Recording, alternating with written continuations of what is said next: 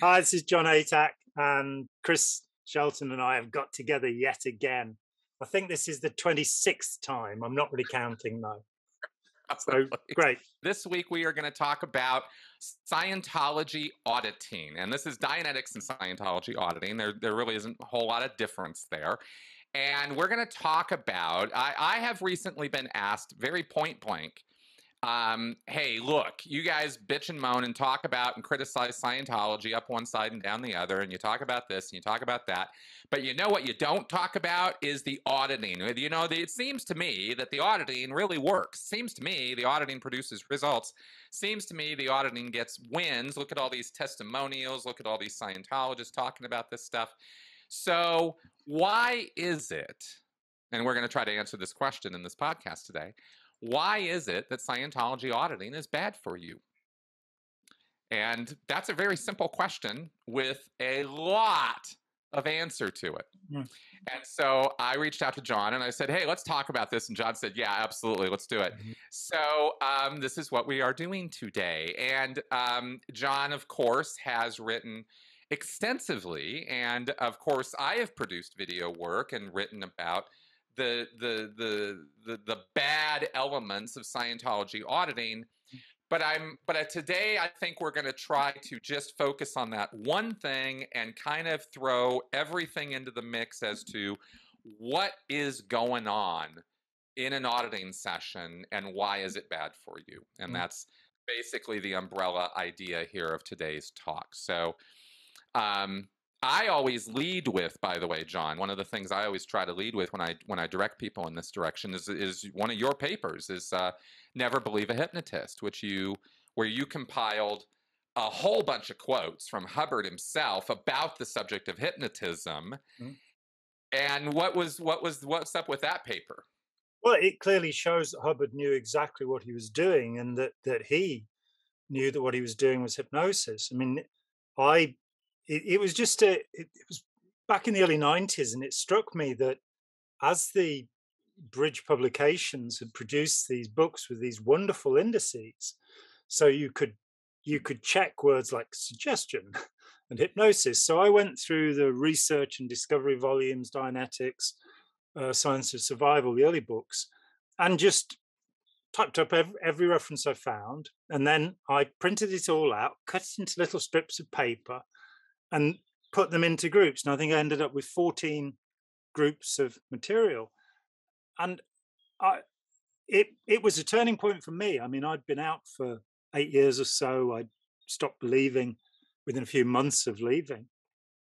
And seeing just how cold-blooded it was, that the understanding that Hubbard had. And a friend of mine, Jos Urgård, who was a professor at Aarhus University and the founder of the Dialogue Centre International in Denmark, and a really brilliant human being. He went on the tour at St. Hill. And when he got to Ron's office, he started writing down the titles of the books on the shelves. And the next time he went, all the books had been taken off the shelves. Now, those books were fundamentally cheap novels, science fiction, magic books. He was quite interested to see that there were magic books on the shelves, and a lot of books about hypnotism. And Hubbard himself recommended 25 lessons in hypnosis. There are 2 books called that. It's not clear which one. Arnie Lerma thought it was one. I thought it was the other. And Hypnotism Comes of Age by Wolf and Rosenthal. He recommends them in lectures. That's right. I remember that title from the LRH mentioned books list. That's right. Well, I got these books and read them because it seemed that you know, if Ron was recommending the books, you know, I ought to, if you know, and he does actually say that every auditor needs to understand hypnosis, but he only said it once, and he said it quietly in a lecture that nobody listens to. But every auditor needs to. So yeah, for somebody who's deeply interested in this, and let's hope everybody watching is deeply interested in this, you can find the paper Never Believe a Hypnotist, which is a quote from Ron Hubbard, by the way, who said that he started practicing hypnosis at the age of 16.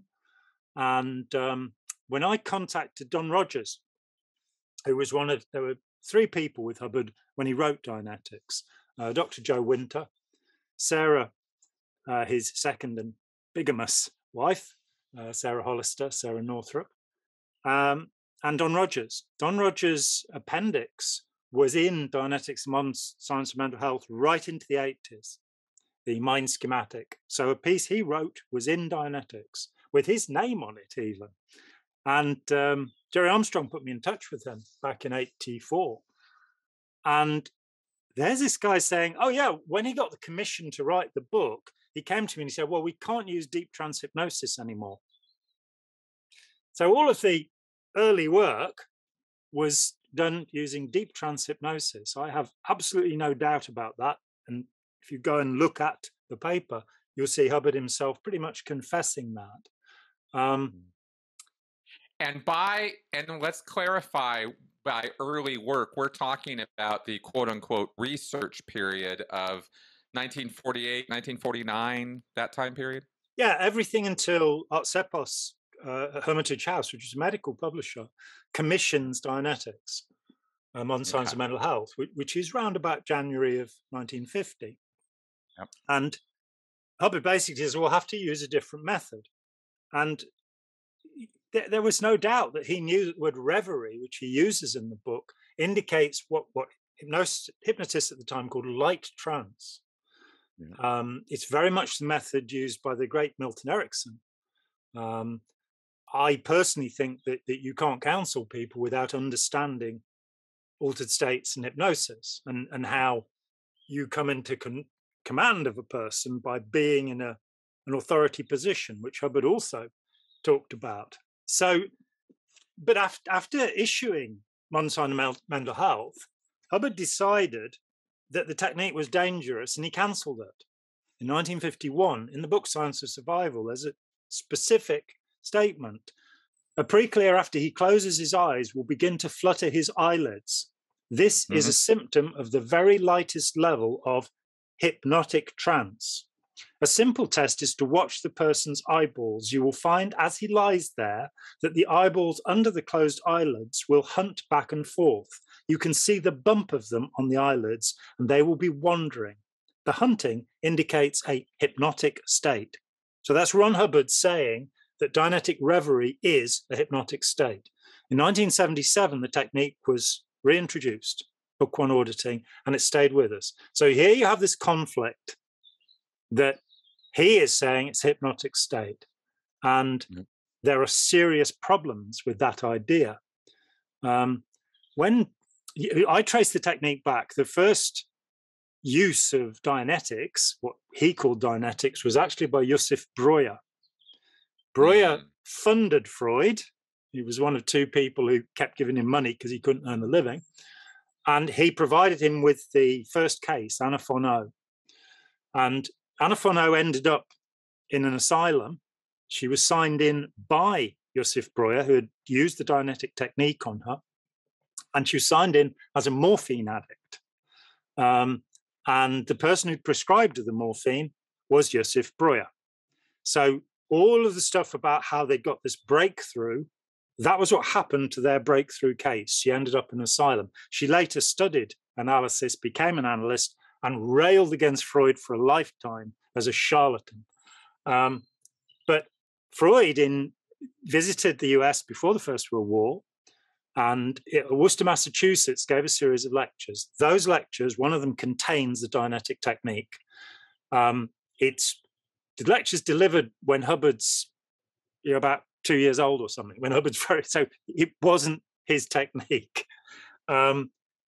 The word charge is used in the translation. The idea of going earlier similar is used. The idea of counting the person into a state where their memories will be accessible. Reverie, light trance. It's all there. But Freud condemns the technique, and I condemn Freud. It's well known. Anybody who knows me knows I hate Freud. But he was an absolute charlatan who did terrible damage. That's my point of view. And his view of... I agree. I will say agree with this assessment. Yeah, and it's certainly true that libido is one of the drives in a human being. But to say that libido or thanatos, the wish to kill yourself, are the two fundamental drives that operate on a cellular level, according to Freud, is abject nonsense. But he did dismiss the Dianetic technique for a very simple reason. The whole purpose of Freudian analysis, and by the way, unlike Hubbard, Freud never tried his own techniques. He never had a single session of analysis himself. He didn't need it. He was above all of that. A super narcissist, what can we say? But the purpose of Freudian analysis is to resolve the transference. And the idea is that our early relationships with our caregivers determine how we will behave towards people later on. He believed in seduction theory. He put it aside because it was unpopular. There's a letter where he says that he still believes it, but it doesn't get punters through the door, basically. So he drops it. The idea of seduction theory is that all parents rape their children.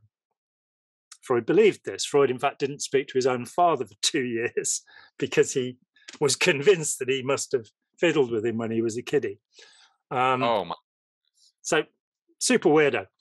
But the idea is that you've got to grow up and learn how to communicate with people rather than being in rebellion against one of your parents and having an incestuous desire for your other parent, which is what he believed. And this is called transference. This is the idea that you'll have a relationship with somebody that's based upon a kind of infantile response. And in Freudian analysis, the analysand, the Preclear, is meant to resolve the transference. Freud said the problem with Dianetics, the Breuer therapy, is that it creates more attachment to the therapist. It puts the therapist into a more dominant position. Mm-hmm. And I imagine that this is where Hubbard read about the technique, because he talks about Commander Thompson and having, at the age of 12 in 1923, learned the mysteries of Freud in 3 days in a boat journey through the Panama Canal, which Russell Miller found the documentation for. And there's a peculiar idea, which Jeffrey Augustine tells me originated with him, that somehow Commander Thompson interfered with the 12-year-old Hubbard. This is, again, it's utter speculation. I don't think there's anything to support this idea. I think it's a dangerous idea. Hubbard was already a malevolent human being at the age of 12. He didn't need anybody to mess with him. And he'd had a very, very supportive life as a kid, on his granddad's tiny little ranch, which he said was a quarter of Montana, of course. It wasn't, not quite. So, so we go. But the point is, as Nibs Hubbard so beautifully put it, Scientology works not as L. Ron Hubbard says it works, but as L. Ron Hubbard intends it to work. So that first part is to bind you to the process of auditing, so you all want to have it. What auditing does is it gets you high. You get very good indicators. You get high. What hypnosis does is it gets you high. Euphoria is the first effect. I was amazed when I looked at the Emeter Essentials, is it, where you've got Mu Gum Gai Pam, which I'm told is some kind of Chinese food. And I was looking to quote from it and spell that correctly. And I opened it up, and there are 2 pages of the colors in the room are brighter. I feel larger. I feel all things. These are Preclear originations, which are all known to any hypnotist. That distortions of perception, heightening of perception, these effects are typical for hypnotic states. So we're seeing what we're referring to here, just so people aren't thoroughly confused about this, because it's a little weird, is in Scientology. I mean, this is a little weird, but it's in Scientology. There is a 4-page document called a Preclear origination sheet. And it's just random statements that Preclears will make in auditing sessions that are used as stock phrases when you're training auditors. You use these originations to throw off the student auditor and teach him how to deal with things a Preclear might say in a session. And this includes lines like, the colors in the room are brighter, my head feels like it has a tight band around it. You know, I have an awful feeling of fear. I have an awful feeling of fear. That's I can't right. stop thinking about that cop who blew his whistle at me this morning. That's right. You're remembering all the good ones. Yeah. I mean, we've been over and over and over these things because when you do training in Scientology, you become very familiar with these lines. But John's making an incredibly good point, which is that most of these lines indicate an incredibly disassociated or altered state of reality. And let's talk about the essence of auditing, where auditing is meant to go, where auditing, after Dianetics and the notion of clear was pushed aside, Hubbard started developing just one goal for Scientology, and that is exteriorization with full perception. The idea that you can get out of your head, get out of your mind, let's think about those expressions, and travel through the universe and be near Earth, be near Sun, be wherever you want to be outside of your body. Right. And I was fascinated with this by the time I left, because I hadn't met anybody who could do it. And I was an OT. I was, I'd done 25 of the then 27 levels. And I was now talking to people who were, had been pretending for however many years. I mentioned before Stephanie Ryburn, who ran the Birmingham mission of Scientology. When I first met her, she'd gone on a tour to find out why the American missions was making so much money and why they weren't making any. Why all their staff were claiming Social Security to be able to live. And she seemed to me a very dour person. And I thought it was because she was reading my dirty mind. And we all have dirty minds when we think people can read them. That's right. I was like 19 years old. And she always frowned at me. She never smiled at me. She never called me by name. And so 7 years later, when I was on OT5 and she was on OT5 at St. Hill, she was a class 8 auditor who had done her OT3, her Xenu and the Wall of Fire, with Hubbard on the ship. So she'd had the best person teaching her, and she came out beaming, very good indicators from a session, and said, "Isn't it fantastic?" And she's smiling at me. She called me by my name. She said, "Isn't it fantastic that Ron's finally come up with something that clears up the mess that OT3 makes?" So she'd been living for 14 or 15 years in this horrified state of pretense. And I had a friend who walked up to me after I'd done OT3, and he was on OT2, and he was like, "So what are your fantastic wins?" And it was like, well, actually, I went in and said, "I don't think this does anything. Maybe some people have got these body thetans, but it's not, we are crossing over into fantasy land." So exteriorization with full perception. I ended up talking with Otto Roos about it. Otto, of course, had been Hubbard's auditor. He was one of only 5 people trained to class 12 by Hubbard personally. He was Hubbard's case supervisor. He was thrown out in a moment because when Hubbard had his winter sickness, he'd get bronchitis every winter, smoke 100 cigarettes a day. It's not body thetans, And he'd got perilously sick yet again. And so Otto had gone through all of the paper he could find that was a record of Hubbard's auditing. He said, there were bits of envelope and all sorts of things. And there was this thing about the rock slam on the e-meter, that this jagged response, which is actually because there's carbon dust coming off the tone arm, the carbon potentiometer. Broke e-meter. Yeah. I mean, I'd seen them doing it with no electrodes plugged in. So I knew there was a fault there. That's right. Hubbard decided it used to determine the thing that was ruining your life, which was the rock, which is now long gone from Scientology. That's right. So it was the rock slam. And then he decided it denoted evil purposes. And Otto simply pointed out to him that he'd found 200 of them in the folders. And he found himself standing on the dock with his passport and $5. And that was the end of that. But Otto had, he was big time into Scientology. He was, He was still absolutely into it. His staff in his many businesses were being given Scientology, but without being told what it was. He was very pleased when the ability meter came out because it didn't have the word Hubbard on it, an e-meter without the word Hubbard on it.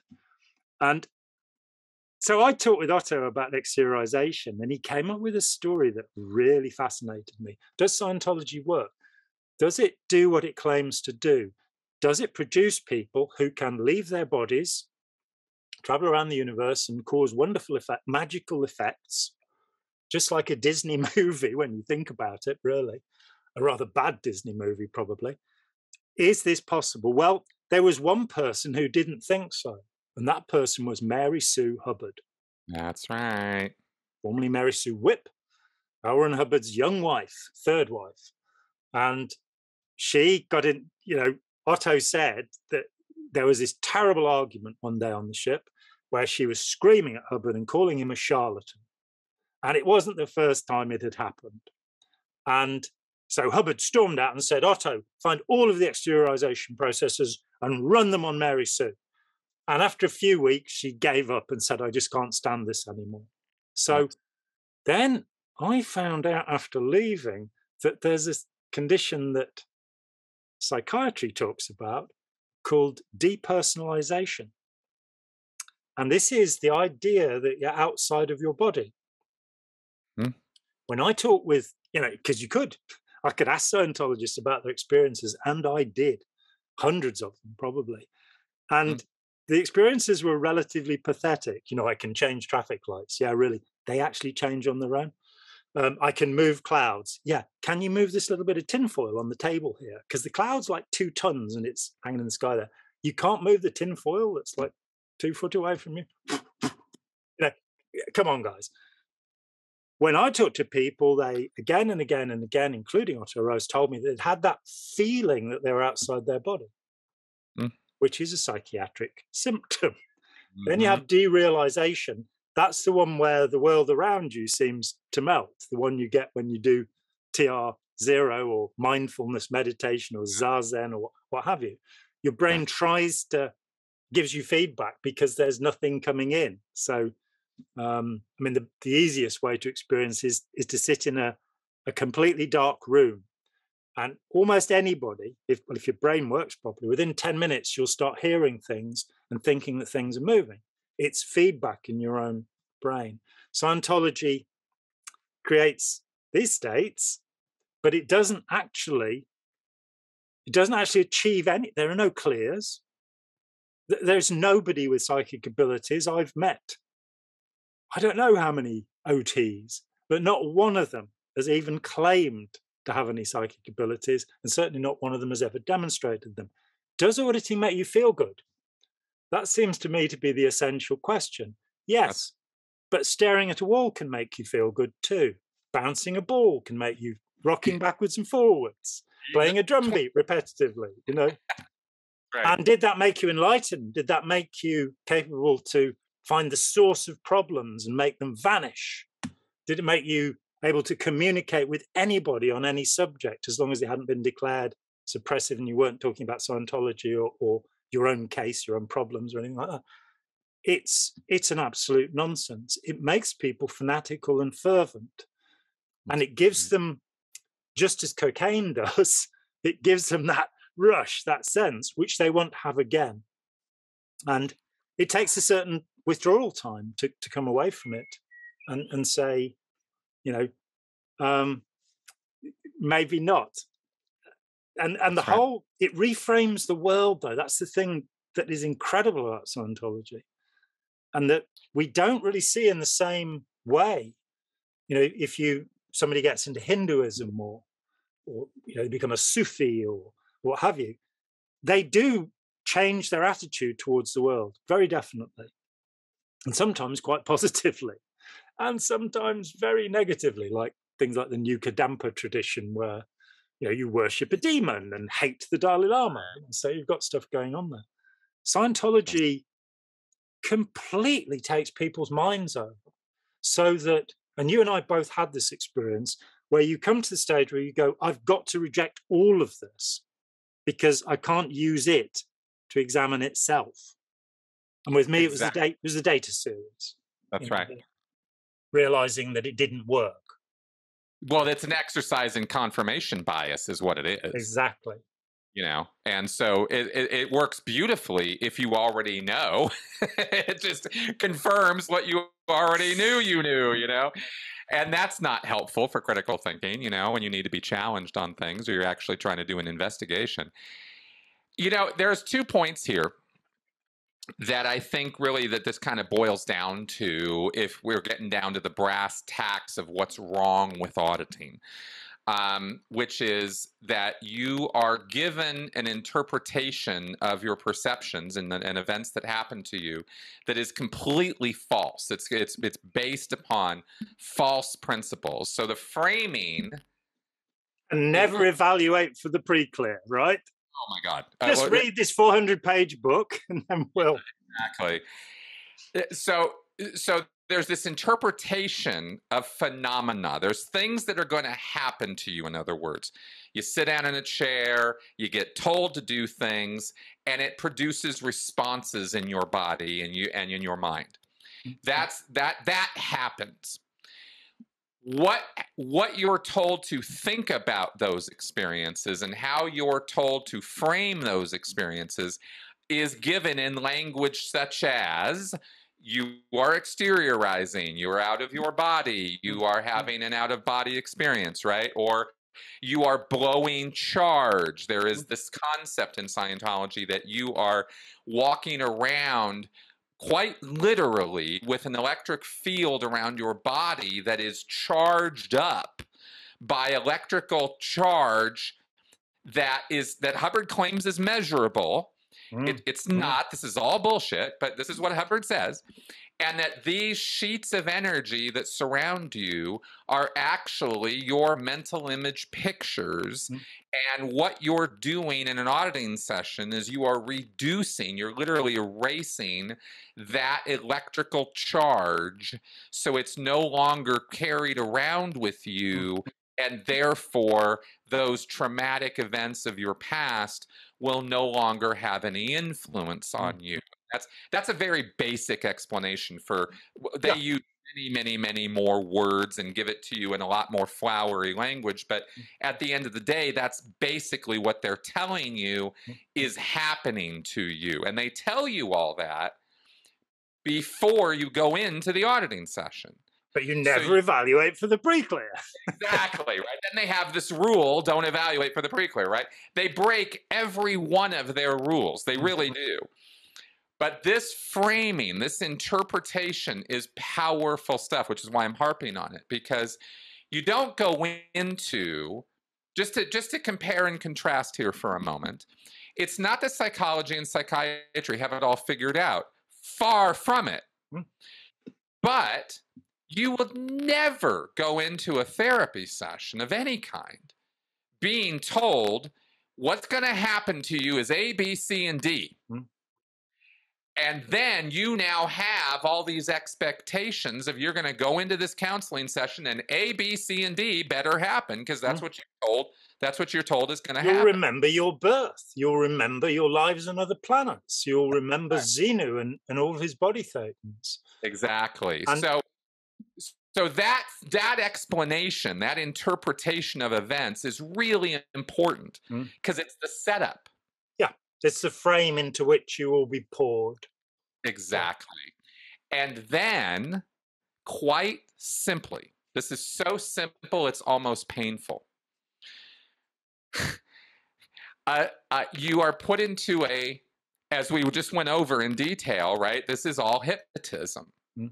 And it's deceptive, covert hypnotism, because at no time are you told this is what's going on, right? You're going to be put in a trance state.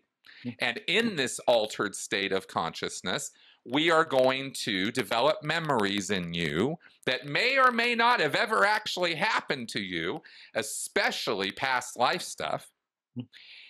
And you're going to adopt these memories as real, and you're going to have these memories of fantastical things that are going to blow your mind. This is where I think, and I wanted to ask you about this, this is where I think it finally made sense to me.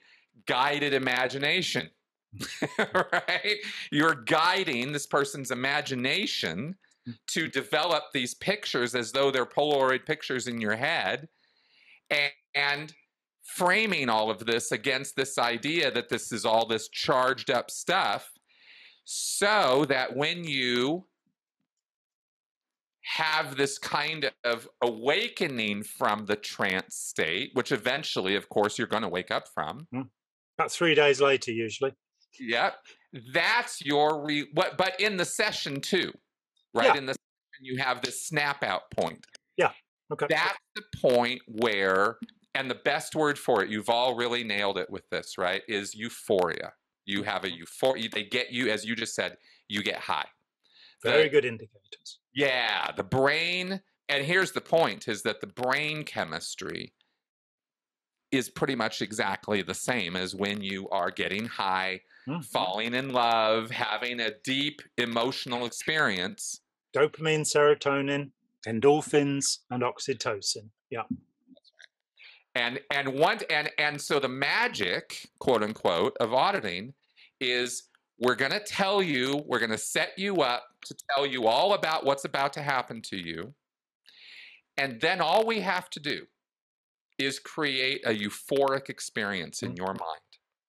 And you are the one who's going to do the rest. You're the one who's going to connect all the dots and make it real to yourself. And this is where that famous Scientology phrase comes in: if it's true for you, it's true. What's true for you is true, right. which is a perversion of the Kalama Sutta, which was a talk given by the Buddha, and which I have very often repeated over the years, because he's saying, don't believe anything. Don't believe it because your parents told you, your teachers told you, some angel whispered it in your ear, the gods said it to you, or I've told you. Check it for yourself. And Hubbard appears to be saying that, but what he's actually saying is, if you believe it, it is true. And there is the basis of auditing. And the way you check whether you believe it or not is on the e-meter. But all you're checking is whether you believe it or not. That's when right. A friend of mine, Rex Basterfield, a dear friend, he had less than a year involved with Scientology because he decided, well, it's in these books, I can do it myself. I don't need to pay. I think it was only £6 an hour then, auditing, but you know, he was a young man, he didn't have that kind of money, and it was like, oh, I've got creation of human ability, I'll do that. And over the years, he built up this past life memory of this town where he'd lived, and his wife, you know, wasn't a believer, and so you know, he wanted to prove that this had happened, and so he, you know, here's the town, this is what, you know, what you'll find there. And eventually he went there with his wife, and he found that nothing was as he'd believed it to be. And here is the point: reality checking. First thing in reality checking is to say, what are the, you know, what does a clear achieve? What do releases achieve? What do, you know, there used to be, until 1974, you were told what every OT level would do. And then, of course, they realized they could be sued over that. So it was quickly withdrawn. I still have, I probably don't have it up here anymore, but the old copy of Scientology 0.8 actually has states attained, the OT levels at the end of it. And exterior with full perception. OT8, the ability to be at cause over physical and mental and physical matter, energy, space, and time. So that's what OT8 was meant to be, according to Hubbard. You could make the world appear and disappear when you have these phenomenal abilities. I haven't seen any of that. You know, we'd have thought that the investigations into Scientology would have disappeared, and we'd have thought they wouldn't have needed to use the Guardian's office to harass people if they were able to just stop them using psychic abilities. So the first point is, does it actually work? And the answer is, no, it doesn't. Does it make you feel high? Yes, it does. Does it give you a kind of matrix, let's use that, to live with it so that you can estimate the world according to this? Well, yeah, most certainly does. And it's not the only practice out there that gives you a view of reality to which you can subscribe. But it does. my thing when I started in 2013 writing for Tony Ortega's Underground Bunker is because I realized that most people don't get over Scientology. A lot of people walk away and they say it's all bullshit. Kerry Gleason, who used to be executive director international, I had dinner with him many years ago, expecting, some grains of truth or something. And we had dinner. At the end of the dinner, I said, so what do you think of Scientology? And he said, it's shit. I didn't want to point out to him, and I didn't because I'm a courteous person, but it's 30 years later, so I think I can now. I don't even know if Kerry's still alive, actually, having said that. But I don't wish to upset him. But he was earning his living by using Ron Hubbard's administrative technology and teaching it to corporations. And he thought Scientology was shit. So you get this peculiar through the looking glass is the way I look at it, where you realize that what you believed is actually the opposite of the truth. For me, the fundamental trap in Scientology and many other practices, religious and supposedly therapeutic, is the idea that, as Hubbard said, if you knew what was wrong with you, it wouldn't be wrong with you. Now, let's think about that. If you knew your leg was broken, then it wouldn't be broken. So we're only dealing with mental states. Let me just interject real fast. That particular piece of information haunted me, that datum haunted me for about 4 or 5 years after I got out of Scientology. It took me forever to get rid of that idea. Yeah. It's powerful. It's very, very powerful piece of information in Scientology.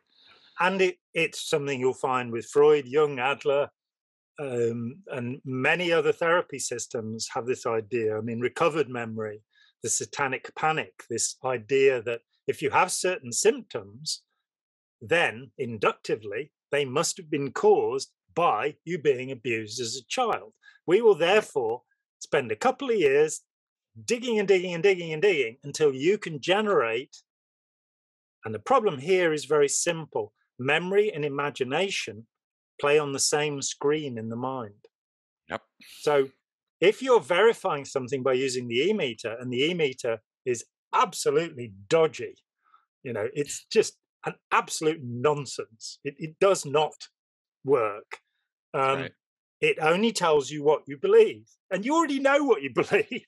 Let's be honest about it. So you're going to check how long ago was this?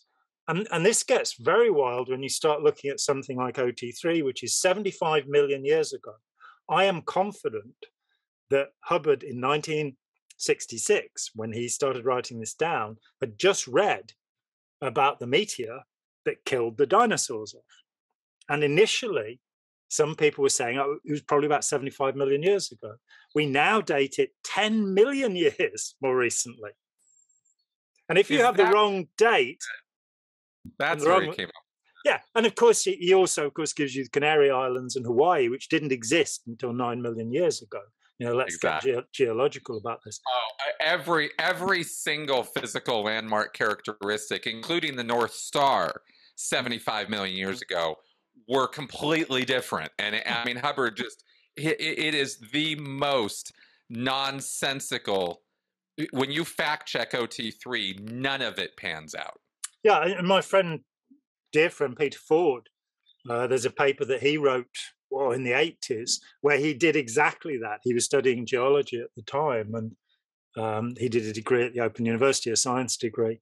And he gives this very matter-of-fact analysis of these things. It's like Angela Harris at the seminar at Toronto, the Getting Clear seminar, who was a PhD in toxicology, and she went through the Purification Rundown, and I was just...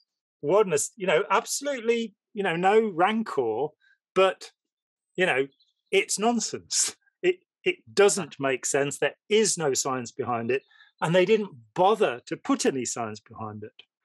But if we come back to this inner enemy idea, because I think this is a heck of a way to control people, that you tell them you have this invisible enemy inside you. We'll call it the id or the superego. We'll call it a demon, a body Satan. We'll call it the reactive mind. We'll call it the unconscious mind. Now, Of course, we have lots of unconscious processes. We don't think about everything we do, but there's not an individual inside you that's hiding everything from you and doing these things to you. Once you've convinced somebody of that idea, whether you think about it as charge, emotional charge, which Freud and Hubbard are both invested in. And of course, there's a hydraulic aspect to this with Freud and Hubbard, that if you move this, then you'll have this extra space. It's not actually how we work. That's right. So you turn somebody against themselves and you say, you know, we understand your problem, but you don't. People who've done this throughout history are the psychopaths, the monsters, the people who want others to bow down to them. And while, you know, I'm pretty sure that all of the religions have some very good ideas in. I've spent a lifetime studying them. There are all sorts of great ideas, and they're very quickly turned around. If you look at Christianity, where are the prohibitions on sex? Why is sex such a terrible thing? When you look at the Gospels, well, the first hint you have of there being anything bad about sex is St. Paul, not Jesus, saying it's better to marry than to burn. So apparently you go to hell if you have sex outside marriage. I don't want to upset any Christians, but that's what St. Paul thought. But it's only by the 4th century, when St. Jerome comes along, that sex becomes evil, that Mary Magdalene, who there's nothing that says that she's a prostitute in the Gospels, it's something that's attributed to her much later on. And this whole idea of, you know, you've got this id, this beast, Sufis call it the nafs, the commanding self inside you, and you're at war with it. And at least the Sufis have got this idea, well, you get friendly with it. And whereas the Christians are like, you deny it, you don't deny it, you stop it, you know, you flog yourself, you do all of these bizarre masochistic things, you know, Opus Dei or wherever. So there are great ideas about loving and being tolerant and the golden rule and all of that. And then they get bound up with this, you are not clever enough to run your own life. You need us to, you know, pay your 10% to us and, you know, or everything you've got in Scientology. A cynical person might think that organized religion was all about controlling people, looking at how the evolution of this stuff works. And I don't consider myself a cynical person, but I kind of go in that direction on this particular topic fairly quickly. It's the word organized, isn't it? And it's who's being organized and why. I mean, I've recently watched the existing 2 seasons of The Righteous Gemstones, and I am so delighted to see a beautiful comedy being made about megachurches and the exploitation that they visit upon their flocks. And having John Goodman in the lead is, you know, always a good idea. As the Coen brothers were asked, it's like, why is there always a fat man screaming and running in your movies? And I don't know whether it's Joel or Ethan, but he said, yeah, and why is it usually John Goodman?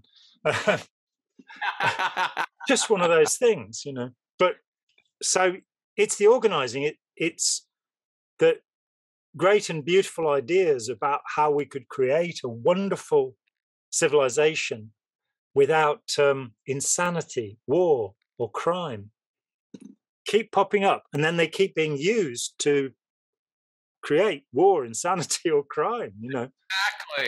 Exactly. You know, look at what Kirill in the Russian Orthodox Church is doing to support Putin's insane behavior.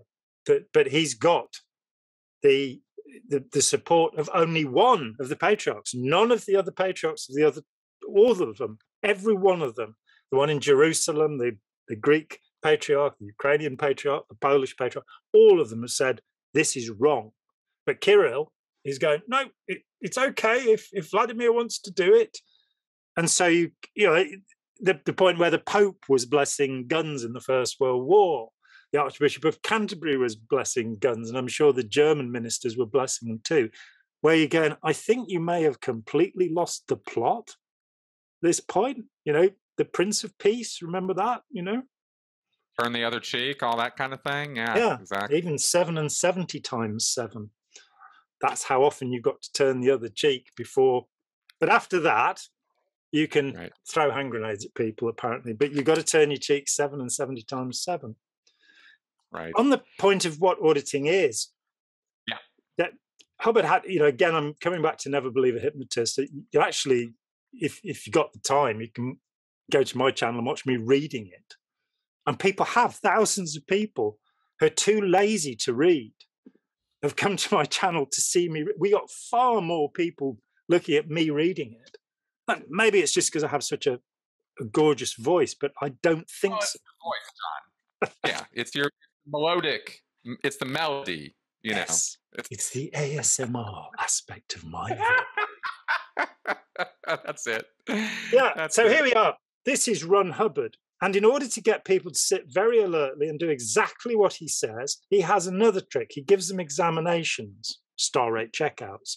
So there is this anxiety around a person's grade, and this comes forward until he finally gets up to a point in education where when somebody says the word examination to him, it not only push buttons him, but it also threatens mama, papa, love, and general survival. It is a terrific whip. It keeps people in a state of confusion. And when their minds are slightly confused, they are in a hypnotic trance. Anytime anybody gets enough altitude, he can be called a hypnotic operator. And what he says will act as hypnotic suggestion. Hypnotism is a difference in levels of altitude. There are ways to create and lower the altitude of the subject. But if the operator can heighten his own altitude with regard to the subject the same way, he doesn't have to put the subject to sleep. What he says will react as hypnotic suggestion. And again, coming back to Nibs Hubbard, for whom I have a great respect, and I did interview him back in the day, before he dropped the body, after which he's not really been very available to me, I must say. And he came up with this thing. He said, look, my dad was making gods. What does that make him? So in terms of altitude, by the time you get to OTAs and are told that L. Ron Hubbard created the universe, how much altitude do you need? And what state are you in if you believe that? Because reality is that Ron Hubbard is scattered in the Pacific Ocean. He is gone. He has had his 21 years leave long since. And David Miscavige cancelled the issue where he said he was going to another sector of the galaxy, and promoted Pat Broker to be the head of Scientology, of course, and became an admiral, which I think is much better than being just a mere Commodore. But this altitude that Hubbard is always pouring forth, the only person who can discover technology is Ron Hubbard. How much altitude is that? None of you, no matter how many levels you do, will ever be able to discover anything. Exactly. And you'll be self-determined as long as you do exactly what I say. That's right. Okay. Actually, I'm really glad that you brought this point up, because I wanted to segue into this other aspect of Scientology auditing, which I think is also part and parcel of why it is so destructive to people. And that has to do with the actual framework of it, just the physical layout of it. Yeah. Because this authority issue is not a small thing. We're not just harping on this because it's just kind of like an interesting thing to talk about. This is actually key to how and why auditing is the way that it is, and why it's harmful to you, because it's not, you have to understand that it's not a therapeutic environment. If you're used to or think about counseling or therapy in terms of, you go to see a psychologist, you go into their office, you pay for, some time, and you have a chat with them, right? And you're basically, maybe there are some processes or some methodologies that are applied when it comes to cognitive behavioral therapy or ESMR, whatever, you have all these different things that you can kind of use technique-wise in a psychology or psychotherapeutic session.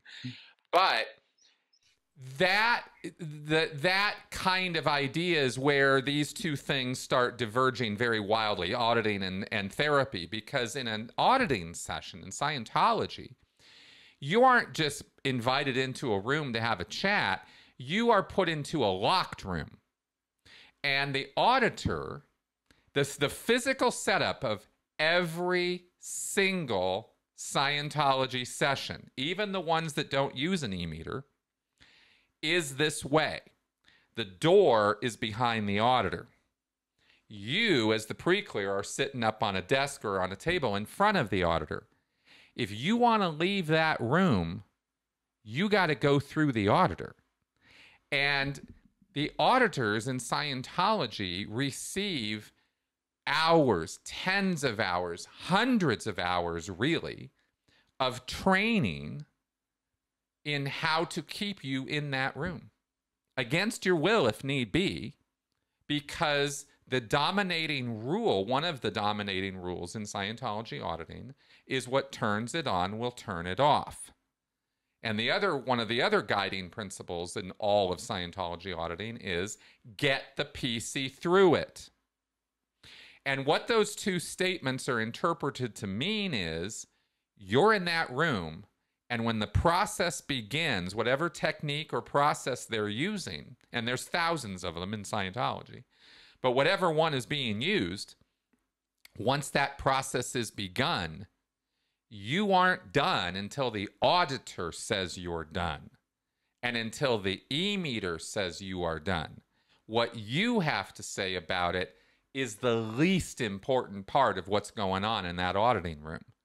The auditor doesn't care, the e-meter doesn't care, and L. Ron Hubbard doesn't care, because their job is to drag you through that process, no matter how unconscious you get, no matter how much you scream, no matter how much you yell, no matter how much you pound on the door, no matter how many times you throw the cans at the auditor. They don't care. They're just going to pick you back up, manhandle you physically if need be. Again, this is part of their training. This isn't a couple bad apples, auditors who go off the reservation and are abusive. This is literally built into the training that you can't leave until they say you're done. There is not one therapeutic environment in this world outside of Scientology's claims to be therapeutic. There is no psychology, there is no psychiatry where they're going to do that to you unless you have been judged mentally incompetent and incapable of caring for yourself. But in Scientology, that's routine.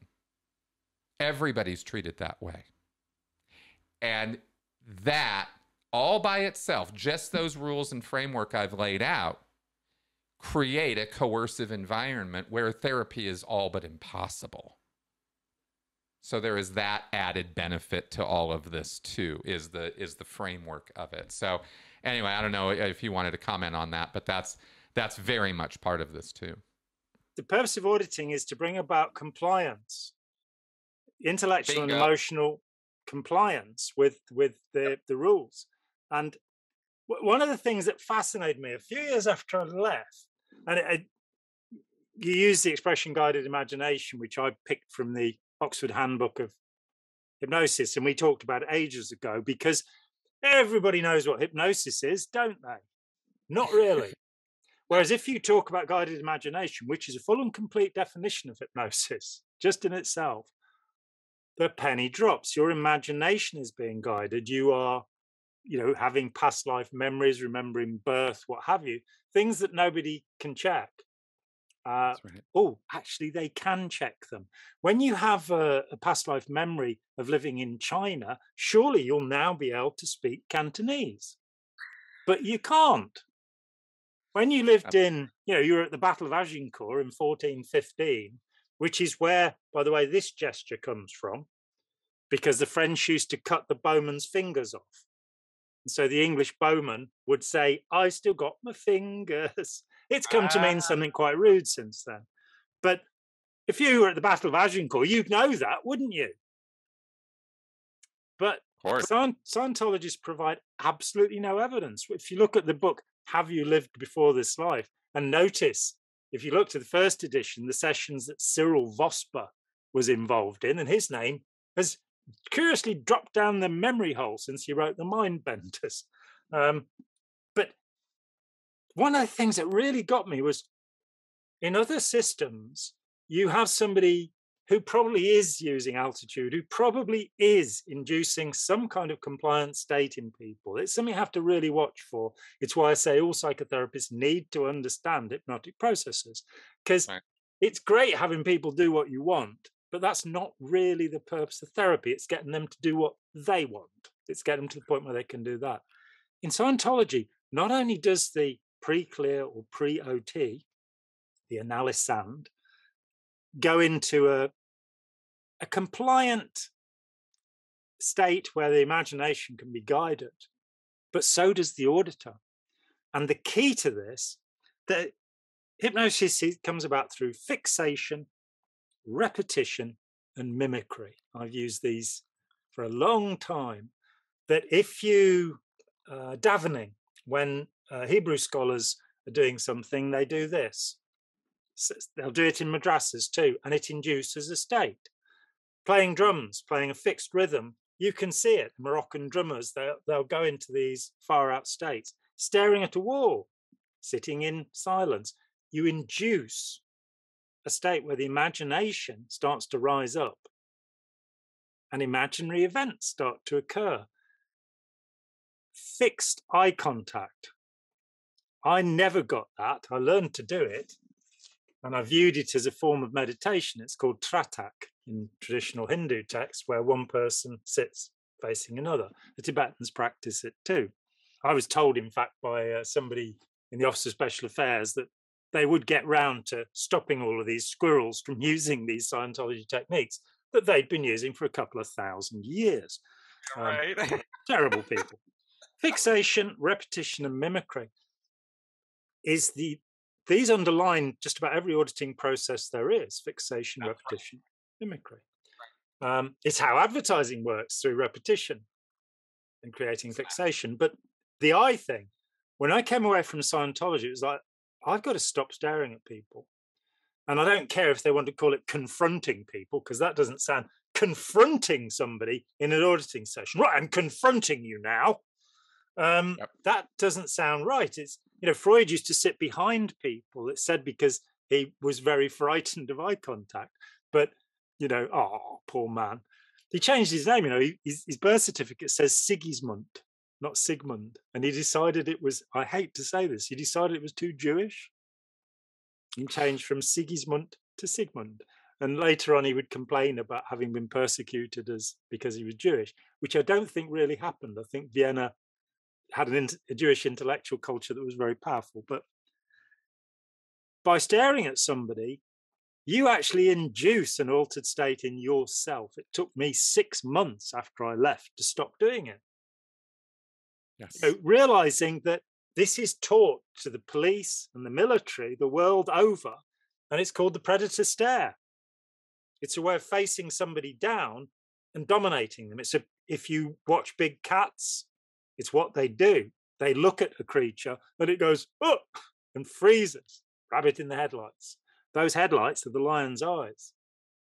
It's got that control. And so the audience... example of this, by the way, that I just want to interject real fast. Tom Cruise. Every single time you see him, he is modeling this behavior. This confrontational, I'm in your face, I'm right here, I'm big and powerful. I can jump over a sofa. Yeah, exactly, right? But really, I mean, if you want a live demonstration of what we're talking about and how off-putting it is and how kind of weird it is, Tom Cruise is actually a really great example. Absolutely, he is. Yeah. So we first of all get the fixation, which is, I'm staring at you. You then have the repetition. Every auditing session is meant to be like every other auditing session. It runs them out if they go into the reactive mind. Oh dear, you didn't warn us that auditing sessions could go into the reactive mind. That's an interesting thought. So they can actually make things worse. Oh yeah, well, I guess you could look at it that way. And mimicry. Indeed, there are processes of mimicry, the control communication havingness, the CCH processes, where you try and follow somebody's hand, or again, these are all compliance techniques. They're always, but the auditor enters into the experience with the Preclear. They too are in an altered state where they are guiding the imagination of the other person, but their own imagination has been guided. And that fixation, that repetition, that doing it exactly the same way, I'll repeat the auditing question. Okay, continue. You know, that he dares use the terms. These are not questions in auditing, they're commands. They are to get compliance. The training routines where you learn how to bully people and control them are called the upper indoctrination training routines. The auditing itself is called processing. It's not as if he was hiding anything. I was just about to say, that's exactly, the language is right in the open. Yeah, and reverie, you know, right at the start, reverie, like trance. That's right. The trick and the thing that fools Scientologists, and this is such an interesting mental lecture trick that Hubbard would do, because he did it over and over and over and over and over again, is throughout the history of his lectures, you will see him introduce these concepts and discuss these control techniques, and then throw the zinger in, he'll flip the script every single time with, but this isn't what we're doing, see, because hypnosis puts you to sleep, Scientology wakes you up, see? So you get this flip the script on you all the time, where Hubbard acknowledges he is controlling you. These are compliance techniques. This is about controlling you. He flat out says it. But then he says, but we're controlling you only until you can control yourself, see? Which will happen sometime after you leave Scientology. Exactly. Yeah, I mean, the most perfect one is the one in the Philadelphia doctorate course. 6 weeks listening to me and you've got a doctorate. That's an easy way to go. Where he says, and I've been criticized for quoting this, he says, we have ways here of making slaves. And I'm criticized because I don't always add the second part of it. Let's make sure none are made, because I don't think it's relevant, because these techniques can be used to make slaves. Right.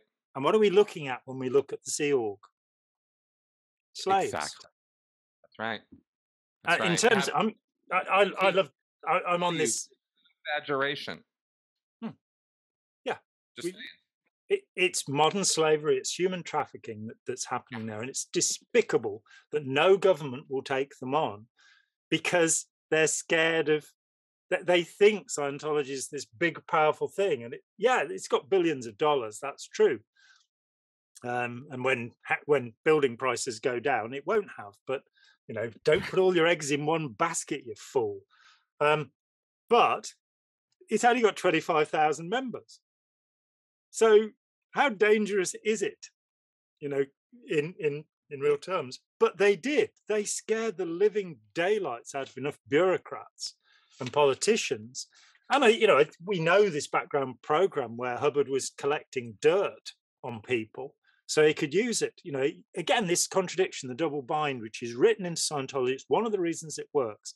One of the best examples, Run's Journal 1967. RJ67, where he announces the discovery of OT3. And he talks about the dogs barking at the wheels of the fire engine, and we just ignore them. We're going to the fire. And later in the same lecture, he says, Mary Sue has hired professional intelligence agents to look into the background of a press baron and the British Prime Minister. Yeah, so dogs barking at wheels, one concept. Other concept, I'm going to screw anybody that gets in my way. Right. And I'm going to return to, I finally found the quotation I wanted about altitude, which I've just lost again. God. Isn't that wonderful, you know? Well, this authority thing, I mean, while you're looking for that, I'll just comment here that this is what locking the door, having an e-meter, having all of this formalized process connected with this, making it a really big deal that you have a highly trained auditor, that auditors have a classification system which ranks them basically and allows for charging higher prices completely arbitrarily. Why would a class 12 auditor be any better than a class 0 at a grade, at a level 0 process? There really shouldn't be any difference, but we can charge you 5 times as much for the class 12 to deliver this to you.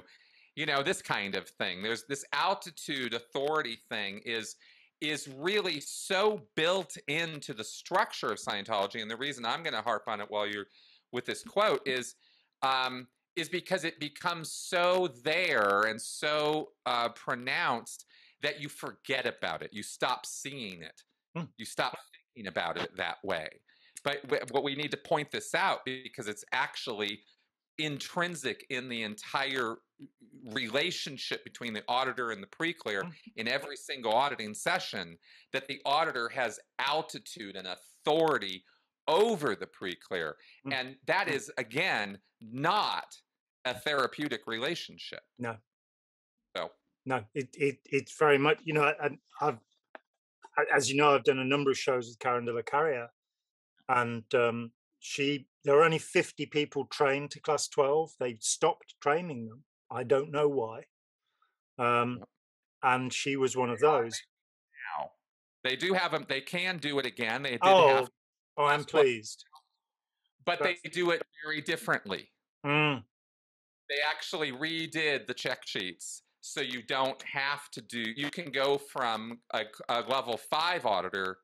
You can jump right up to class 12.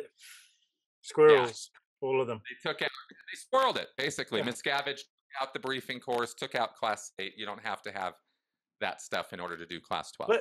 Let's just throw in a couple of comments that if you have a misunderstood word, you will commit overts, you will crimes, transgressions, sins. And I'd like to point out that most Scientologists don't know the meaning of the word squirrel. And I've never met anybody who's done OT3 who knows what a cherub is. Even though a cherub blows a trumpet, they think it's a little baby. Rather than an enormous angel from the Old Testament. So, that's why it's not working. Right. Everybody they've got a misunderstood word. They don't understand cherub. That's why Scientology's failing around the world. Yeah, but so they're now, squirrel. Do you will know the origin of the term squirrel, probably. Which is a squirrel cage. They're chasing after nuts, and Hubbard said that was crazy, and they're just going round and round. Won't get anywhere. It's what we call a hamster wheel in this country, a squirrel cage. It's not a term that's used here. And the idea that they're just going round and round in a wheel. And why not leave them alone then? Because they're not going to harm anybody, are they? Why these vicious campaigns to destroy them? They're not paying 10% to the organization. I think I've understood it. I've had a cognition, which, by the way, is a redefined word, as so many are in Scientology, because it just means a thought. It doesn't mean a revelation of any kind, an epiphany.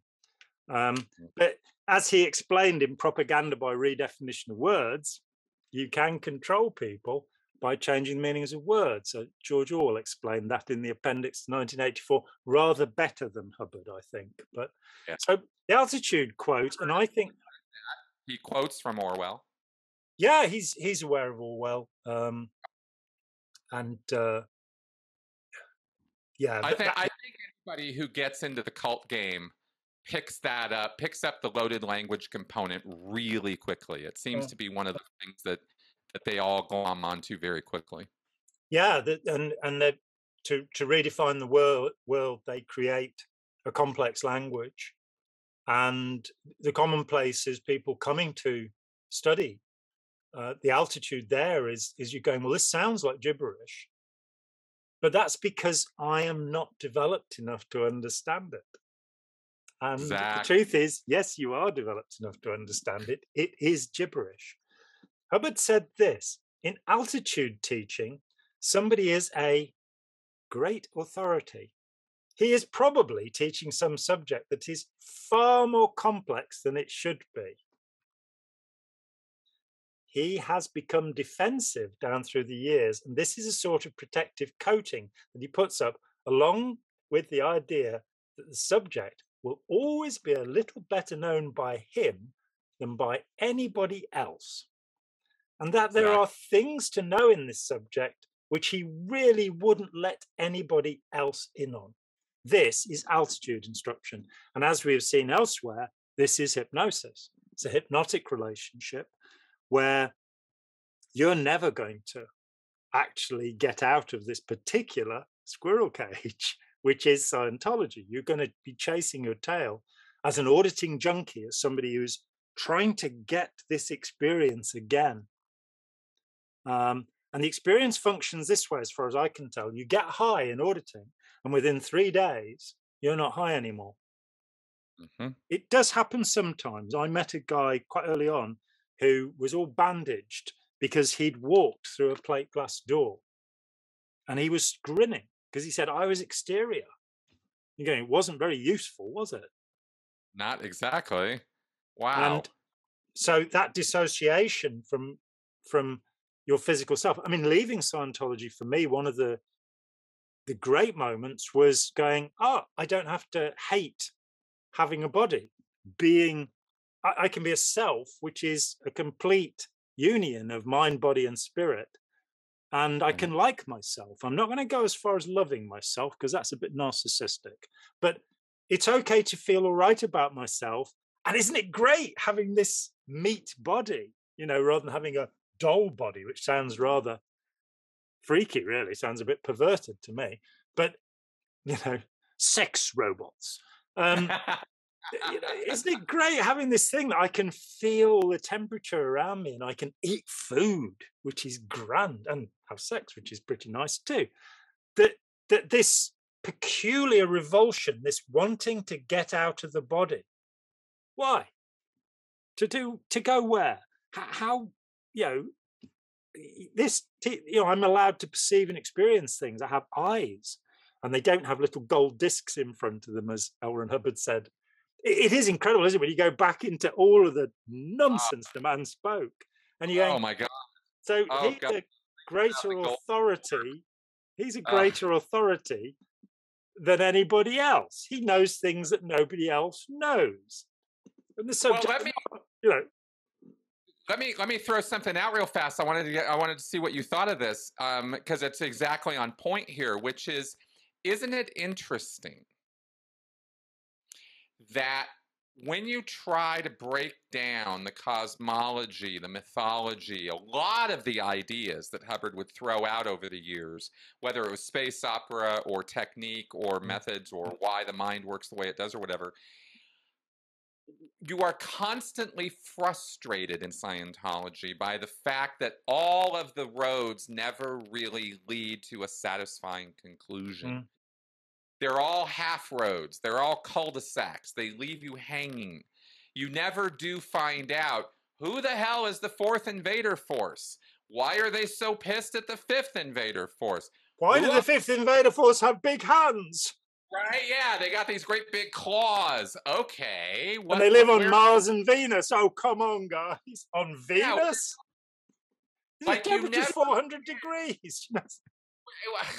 Well, beyond all of the sci-fi bullshit, it's just interesting how the very fact that Scientology is littered with these mysteries, half answers to questions that you have, sticks you to it. It certainly did me. I was glued.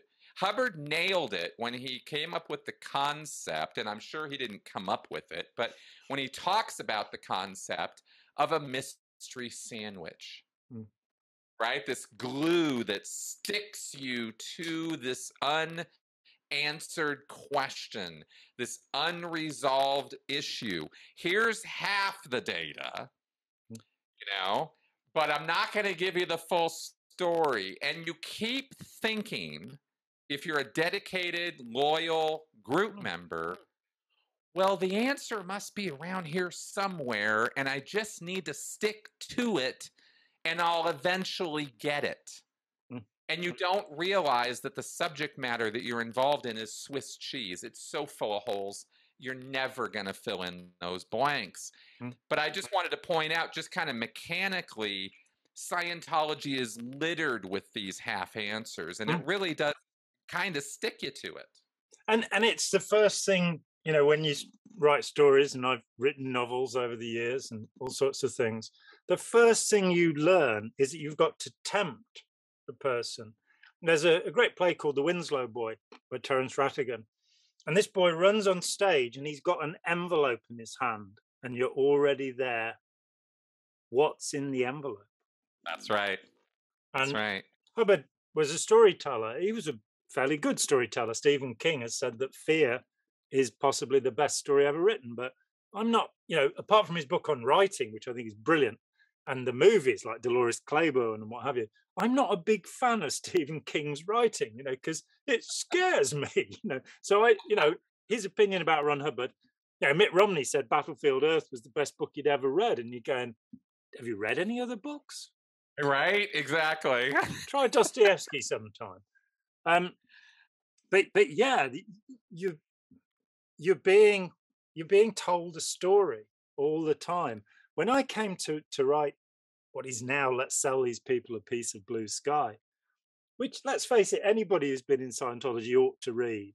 And I do accept that most people will use one of the stolen copies on the internet. And I am mad about that, because it was 6 years of my life doing that book, and I've done nothing but lose money over it over the years. When it went bestseller, Buy the book. Just buy the book. It's yeah, really not that, guys. yeah. Come on. Or if you've already bought it, go onto our Patreon accounts and give us $5 a month, you know, for being so helpful. But nonetheless, when I came to write the book, there were a series of things I had to do, and I wrote and rewrote. Originally, the book was about my experience with Captain Bill, and it was called The Scientology War, and it was about what happened in 82, 83. And I realized that nobody would understand it. An editor at Collins, then the biggest publisher in the world, worked for 3 months to try and get them to publish it. And he confessed to me that what delighted him about the original manuscript was that my head was still halfway into it. And I didn't feel that was a compliment. But I had to, well, okay, this is Captain Bill. What's Scientology? Oh, God, what's Scientology? Okay, so I know I'll write 4 chapters about my time in Scientology, so you see how somebody becomes a member. That's since been used by a terrorism expert to show how smart people get caught up in crazy ideas. Thank you so much for that. Then, okay, Hubbard's biography, and my focus was he's a liar. He said this, it isn't true. His grandfather didn't own a quarter of Montana. He's not related to the Count de Wolf. You know, it's nonsense. But I showed that by showing that he contradicted his own statements. You know, crippled and blinded at the end of World War II in My Philosophy, down in Hollywood, beating up petty officers at the end of the war in Communication and Isness from 1957. And there's actually a third account, which is neither of the above. But I showed that. Russell Miller, when I worked with him, wanted to just write a biography and did a fantastic job with Barefaced Messiah. When I got to the end of the book, so, well, what does this actually mean? I've got the history of Scientology, I've got Hubbard's biography, I've got my experience. What is the cosmology of Scientology? And having been involved for 9 years and then spent 6 years researching and talking to and reading material, there were 150 people who informed that book. And a lot of books, Janet Reitman included, have got less than 10 people involved. 150 people. The main witness was Ron Hubbard. The book is, half of it is drawn from things he said. So, you know, he's an irrefutable witness when it comes to the life and times of Scientology. But what is the cosmology of Scientology? And it's never been written down. The data series talks about altered importance. Well, what are the important bits in Scientology? Well, you know, where did we come from? What's going on? So I then went, okay, we'll start with the first factor. before the beginning was the cause, and the entire purpose of the cause was the creation of effect. And we'll then go to the first axiom of Scientology. Life is basically a static. A life static has no motion and no meaning, which is an interesting point. It's basically nothing. Oh, that's an interesting thought. It's nothing. You know, we're going to get you back to be nothing. At the end of Scientology, we'll have reduced you to zero. We'll have taken the infinity of the physical universe and collapsed that to nothing. I'm not sure I want to do that with the physical universe, by the way, because that sounds like a pretty dull thing to do. All those hundreds of billions of galaxies, just nothing. And raise me to infinity. That sounds like very severe narcissism to me. It doesn't sound like a worthy therapeutic goal. And then you're looking on and going, well, okay, so the most obscure piece of information in Scientology is, are we part of one big thing? Buddha mind, nirvana, paramatman in the Hindu system. Are we in communion with God? No. But the only place I know of, and there may be another one, and somebody knows one, please put it in the comments, but is route to process 47 in Creation of Human Ability, where he says it's called separateness. And he's proved that we don't come from a great mass of theta, that we are all individuals. And as Monty Python add to that, you're all different. I'm not. And you know, the whole construction of you know, we're imagining the universe, all of us together, chanting space particle position at every moment of our time. I'm not. It's not true. I have never chanted space particle position until this evening. And I probably never will. The point is that, and the time spans, you know, when you get to History of Man, which I know you've recently done a piece on, I did a piece with Mike Rinder. And he said, let's do a thing about History of Man. And I said, okay. And I read it. And I hadn't read a Scientology book for 35 years or something. And it's like, this is garbage. And I was wondering why the new editions had changed the dates, because I think that's squirreling. I think David Miscavige is squirreling. And I was talking with Yuval Law, and I said, you know, it's 76 trillion years ago or something. And he said, no, it's 60. And then found, no, I said 60, he said 76. He changes the date through the book. Now, I think losing 16 million years, which is a lot longer than this universe has existed for, that is very careless. That is not scientific or philosophically a good thing to do. But somehow you and I, relatively intelligent people, were completely taken in. Completely. By something that's abject nonsense, afraid to say. Oh yeah. To the point that, and History of Man, here's the really disgusting part is History of Man is just prep. Because you do History of Man, and then later 16, what is it? So that's 52. So 60, not even like 10 years later, 11 years later, Hubbard is writing at St. Hill about goals and implants that were 350 trillion years ago. Yeah. Being fed to you. I mean, he's giving out dates that are just ludicrous, right? I mean, there's ludicrous dates and times, and associates this idea that we've been banging around in this universe, in some form of physical universe, for trillion for 4 quadrillion years. You're like, what? I mean, these are inconceivable periods of time. And of course, lending more credibility, if you accept that kind of framework of reality, to the idea that anything could have happened to you during that time. Nothing is out of bounds. And so anything you imagine, guided or otherwise, in your auditing sessions clearly must be true. You know, it's just this whole milieu of fantasy acceptance that auditing is really built on top of. So if it sounds like we've gone wildly off topic, we haven't, because this is all part of the framework of what goes on in an auditing session. So just to kind of bring that I back mean, down to the theme of our show here. it took me 6 years to put together a piece of blue sky. I had 9 years in Scientology, so that's 15 years to research a period that begins in March 1911. Goes up, so there's 80 years that I'm researching, and that took me 15 years. It took Ron Hubbard 2 weeks to research 76 trillion years. I interviewed his son because he was one of the 3 people that did the research. Yes, please talk about this. And what Nib said was, he was 18 years old, against his mother's and his grandparents' advice. He wanted to go and hang out with his dad. And Fresh out of yeah, fresh out of school. He's 18 years old. And he turns up, and I think Mary Sue was 19 at this time. So, and Hubbard, his dad gives him a handful of amphetamines and says, lie down on the couch and tell me what goes on. They spent 2 weeks taking an enormous amount of speed, which Hubbard, of course, did recommend frequently in lectures, in Dianetics. You have to grab hold of something, grab hold of Benzedrine.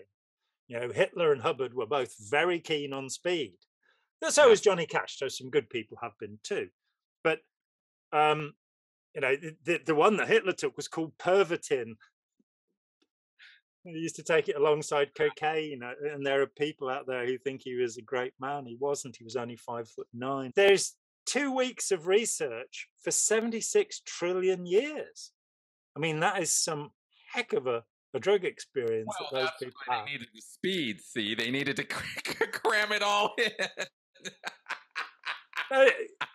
You can't, and of course, when you get to it, you've got the Piltdown Man and all of this. It's like, oh no.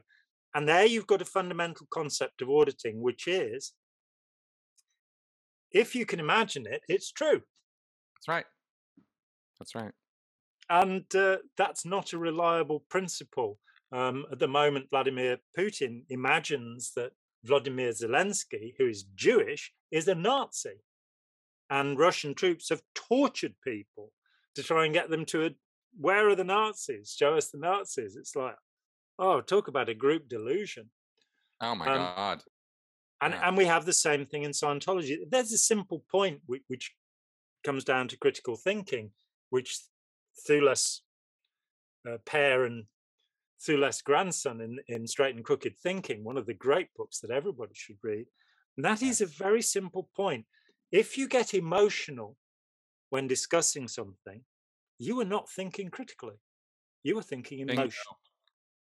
And so, I have a couple of friends who are theologians, and I can sit around for hours and talk about my unusual view, eccentric view of Christianity with them, and they don't get angry at me. People who get angry at me are the ones who think they might be wrong. That's right. They get defensive.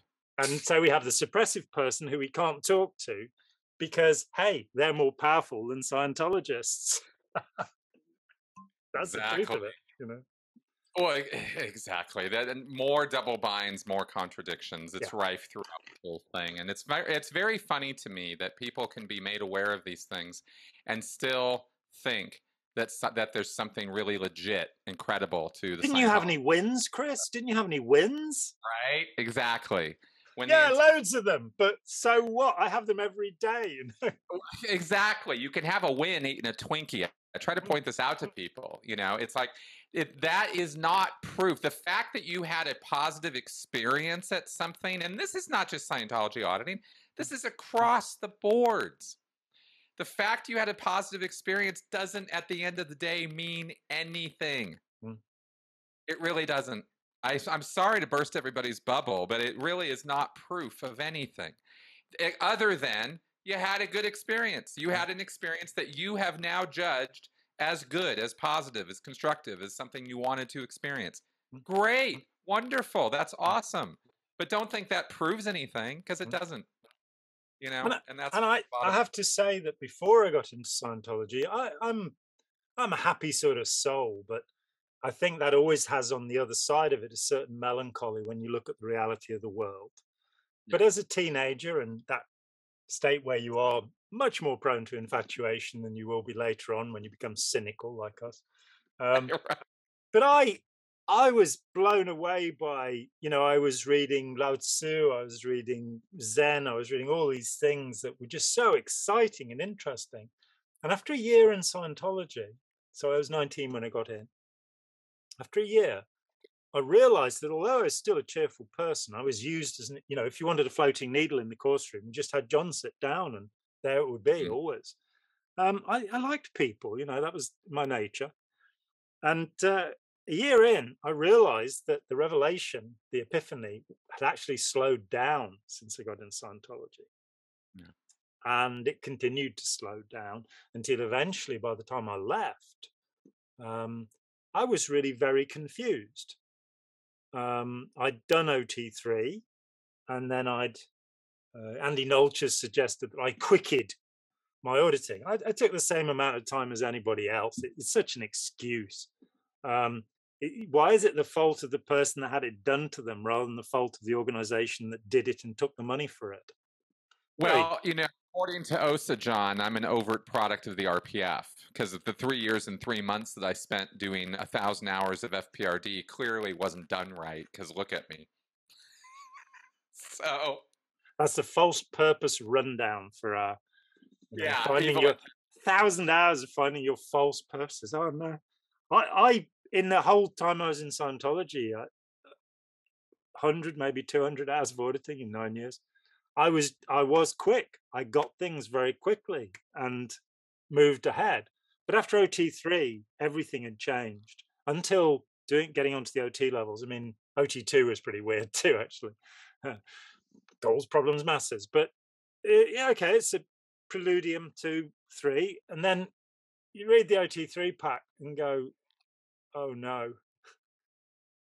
I've spent 7 years getting here. I fixed a house up and used the profit to buy this. And I went and I said, this didn't work for me. And there's this peculiar moment where the guy who was selling it, the registrar, had moved over from being the top, the technical secretary for the United Kingdom, because he'd realized that he got a 2% commission as a registrar, and you could have a car, and you could afford to smoke real cigarettes rather than roll-ups and stuff like that. He's a lovely guy. And he shocked me because I expected he'd say, right, you need a retread, you need to, pay half the money and do it all again. And he said, and this guy had been the senior case supervisor in the UK. He said, a lot of people find that. You need OT4. Right. So I did OT4, I borrowed the money and did OT4. And a week after OT4, I went in and went, not really experiencing any difference. The druggy body thetans, I don't think were giving me any problem anyway, frankly. They were too stoned or wherever they were. But so it's like, and he looked at me again with a straight face, TR0, and he said, a lot of people find that. It's like, is this written in the script somewhere? So I did 25 hours of OT5. And by the time I finished that, they'd given me the top auditor in the UK, Richard Rees, who was at that point the TechSec UK or what have you. And he only had 2 people who was auditing. I'd complained about the auditor I had and the smell. We were in this room and the auditor he's an OT5 auditor and he doesn't know how to open the window and he smelled. And it was like, open the window, it's like, and of course the window opened onto the breezeway at St. Hill, so anybody could hear what was going on in the session. Oh no, what a nonsense. But Richard Rees had me in the afternoon and Van Morrison in the morning. So I got the best and it just finished me off. It was like, this is such a waste of time.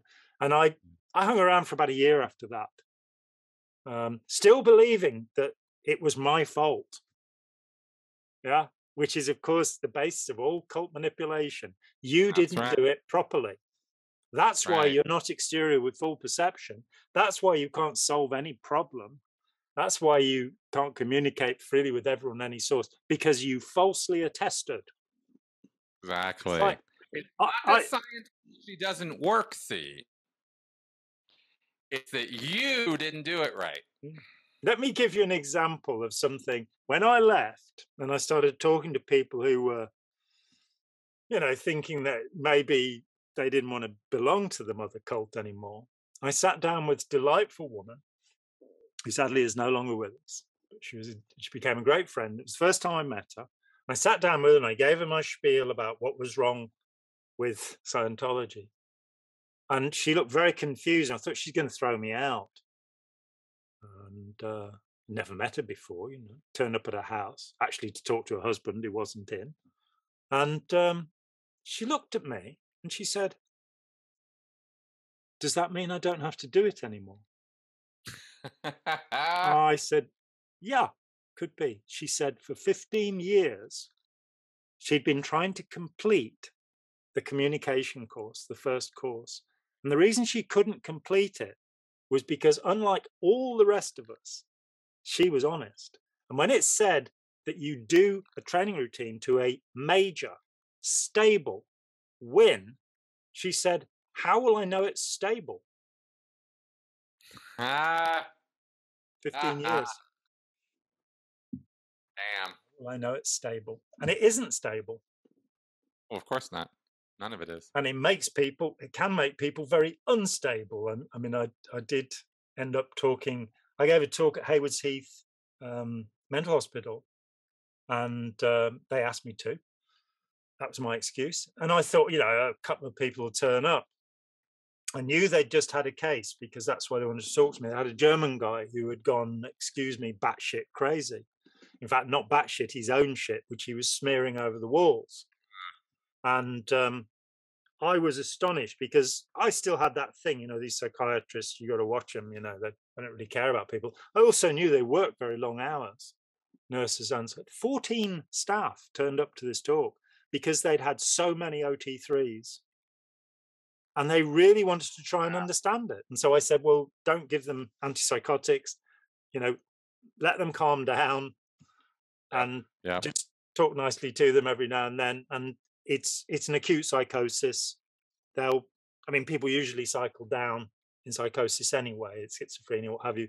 There are episodes, and but it was fascinating to know that certainly every 6 months they were getting somebody from St. Hill who was in a very serious psychiatric state. And of course, it has to be said that the checking in Scientology is so extreme to make sure that you've not had psychiatric treatment before. So these are people, they were driving into madness with these procedures. Indeed, on OT3, one of my great friends who I met at Moseley in Birmingham, she was one of the most ebullient people. She was just wonderfully happy.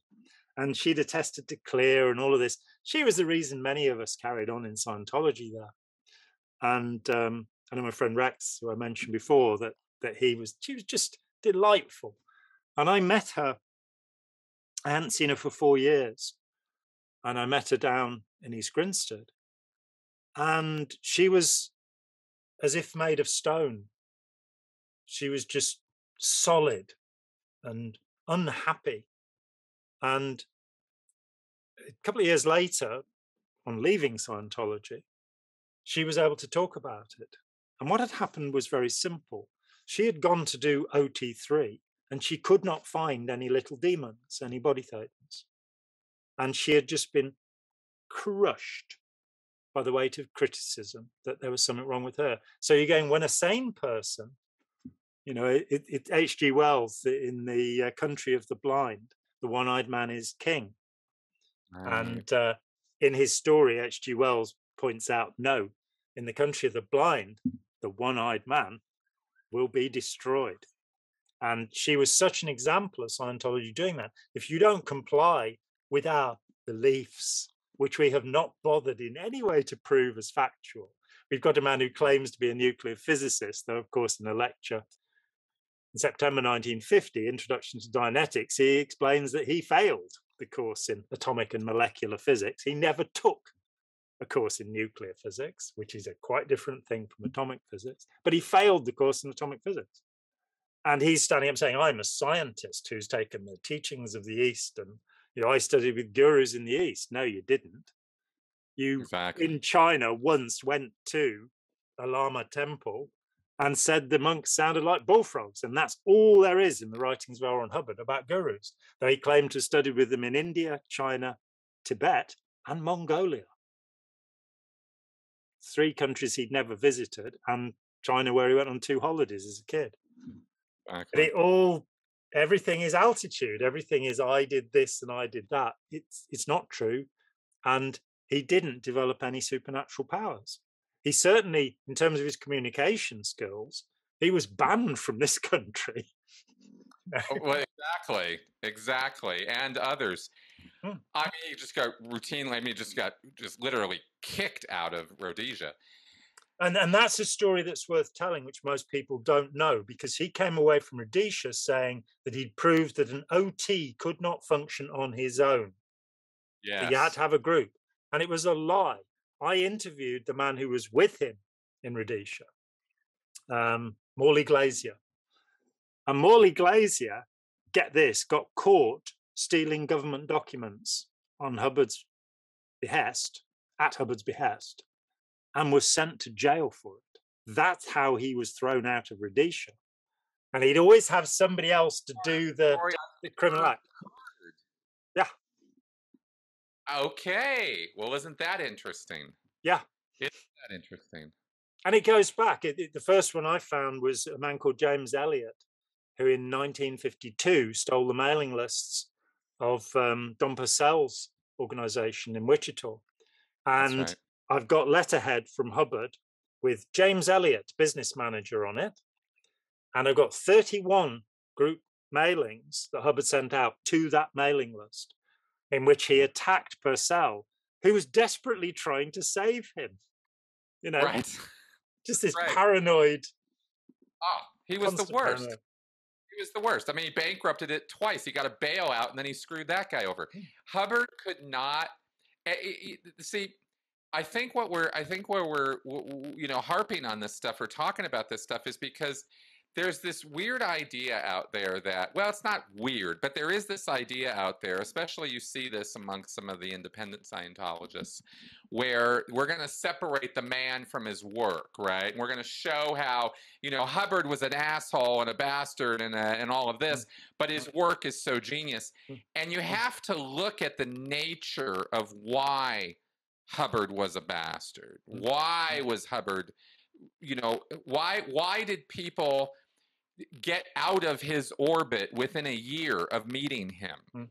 Within a year of Dianetics being published, every single person who had supported him and helped him along the way to get that book published was completely estranged and completely like, get me away from that. There is one exception. There is one exception. You're quite right. Art Sepos cancelled the book Dianetics because he said it was fraudulent. Joe Winter wrote Doctor's Report on Dianetics to say, I like Dianetics, Hubbard is evil. Don Rogers was on the board of every foundation until 1954, and he left because he felt his case was handled. So when Tony Ortega's got the letters that Don answered my questions in, about 15 pages of really quite astonishing information. No axe to grind. Didn't dislike Hubbard at all. Thought Hubbard was a bit eccentric, not very good with people, and spent money like water. I heard that phrase so often. But as you say, almost everybody deserted him, or killed themselves. There are quite a number of people who are close to him. The suicide rate in Scientology, by my reckoning, and I did work on this in 93, is 10 times higher than the American average. Because often it's desperate. It's the last thing. John Neugebauer, who helped to arrange the Philadelphia doctorate course, he killed himself because Hubbard had promised him that he could get rid of the traumatic images of bulldozing bodies into pits after the Pacific War. And, he was Helen O'Brien's partner. Oh, right. And they within a year, they were estranged and out. Well, Helen wrote the, I think, astonishing book, Dianetics in Limbo, which was never published. There is a copy in the Library of Congress, but she sent me the full manuscript along with the famous religion angle letter. What do you think of the religion angle? We could make more money. Okay, that's the reason to become a religion. We get it, But Exactly. Yes, So and that idea that Hubbard could be a complete psychotic who developed something that's going to make you healthy.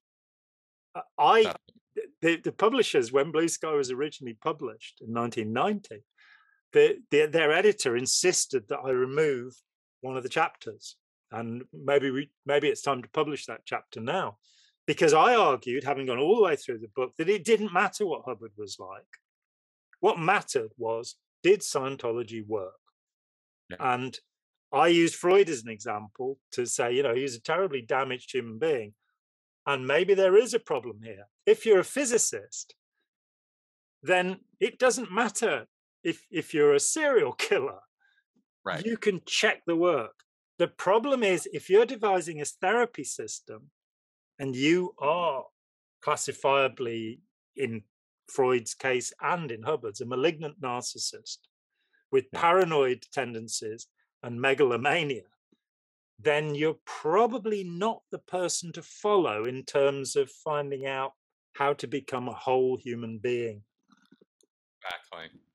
Because the entire goal is off. And maybe let's just spend let's just kind of move toward wrapping this up by kind of going here for a second. Because I think you're probably the most intelligent and informed person for me to bring this up with, where we can kind of talk about this briefly and kind of get right to the point of it without getting into all the faldy-roll surrounding it. And that is, what was Hubbard actually trying to do? And this is where we get into maybe some of the occult origins of this, right? Because you have Hubbard's affirmations and you have Hubbard's occult beliefs and you have this hypnotism component. And all of these components point in one very, very clear direction. And that is Hubbard dominating other people, not helping them. Hubbard's affirmations confirm this. It's his own writing, his own words. He had a goal, and it was a very clear-cut goal, and it was a very strong goal to dominate and control people, not help them. And so look at the auditing framework and everything we've talked about here. What, 2 and 2 does kind of equal 4 here. What do you think? Yeah, I mean, Forry Ackerman, who was his agent from the 30s and right on into the 50s, a fascinating guy.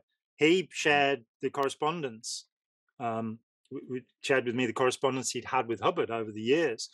And there's a letter, again, Tony Ortega has it up at the underground bunker, early 1949 from Savannah, Georgia, where he was staying with Arthur Burks, who, if you want to understand Hubbard, is a very important character because he's the closest to a guru that Hubbard actually had, and seems to have been quite a nice man, if a little bit crazy.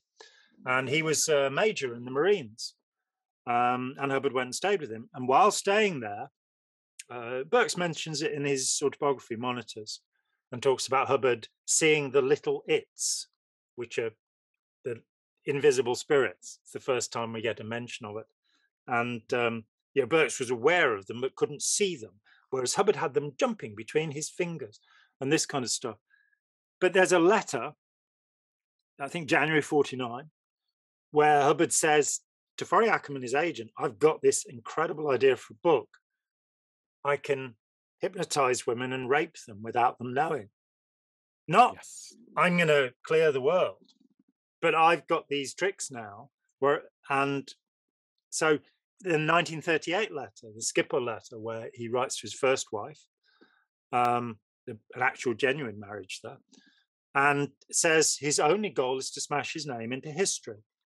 In about 2013, when Marty Rathbun was still blowing his trumpet and hadn't been scared away with the threat that he'd lose his adopted child, which is I'm pretty sure what happened. I imagine he's on a monthly check. They offered me the same thing, and I think you're exactly right. I think that's exactly what. I was a little rude to them when Greg Ryerson offered me, we'll buy paintings from you for the rest of your life. It's like, oh no, you won't. We'll bleep that bit out. But Marty Rathbun wrote this thing in his blog saying that he figured it out, that Hubbard wanted to be worshipped. He wanted to be deified. And I wrote him an email and said, read, let's sell these people a piece of blue sky. And you find that in 1990, I said exactly that. I haven't changed a word of it since. But like the Romans and the Chinese, he believed that godhood is something that you achieve by your name still being repeated, like ancestor worship. And that is the purpose of Scientology, the Church of Spiritual Technology, which took $500 million of the 648 million that Hubbard left, came into being to perpetuate the name L. Ron Hubbard. Yep. And so most of the money, and all of that money came from Scientologists, is there so that he will be remembered. I don't mind him being remembered. We can remember Stalin and Mao and Hitler too, and there are lessons to be learned there. And I think Hubbard will become synonymous with confidence tricks. A friend wrote to me. He's reading Piece of Blue Sky at the moment, and he wrote to me that he couldn't believe that anybody had perpetrated such an elaborate hoax. And that's how it looks to an outsider who's never been involved. It's an elaborate hoax, and that's all it is. Nobody's getting better, Nobody's doing something to help the world as a consequence of Scientology that I'm aware of. We had David Gentili, getting a $1.8 billion Russian mafia laundering thing going on, but we don't really hear about the Nobel Prize winning Scientologists. At least Transcendental Meditation had some Nobel Prize winners involved, even though it was a scam. But Scientologists, what have they done that's good for the world? Tom Cruise, John Travolta. I suppose John Travolta's. They both have made some pretty good movies now, come to think about it. Magnolia is a great movie if you want to know about how to con and trick people. Jerry Maguire, Rain Man. If you want to see Tom Cruise's real self come out, watch Magnolia. Yeah. Yeah, let slip who he really is in that movie. Well, I think he is that role in many places in the Rain Man, and they are fine performances. I think he has a narrow range, but he's extraordinarily convincing in it. Jerry Maguire. But the Rain Man, he has all the work to do because he's the guy with the character arc. Dustin Hoffman is just, an elaborated version of Kim Peek, the autistic savant. But Cruise has to, or Color of Money, Paul Newman, great film. But it's always pretty much the same character. And that character, again and again, how was it that Isaac Hayes and Nancy Cartwright could read these lines that shed such light on the human condition without ever realizing that it described the trap they were in? Or Elizabeth Moss, The Handmaid's Tale. Come on, wake up. Right, exactly. Well, it really does. And at the end of the day, again, actually, this is a really good wrap-up point, actually, is because at the end of the day, people can and will believe anything if they have a good enough reason to.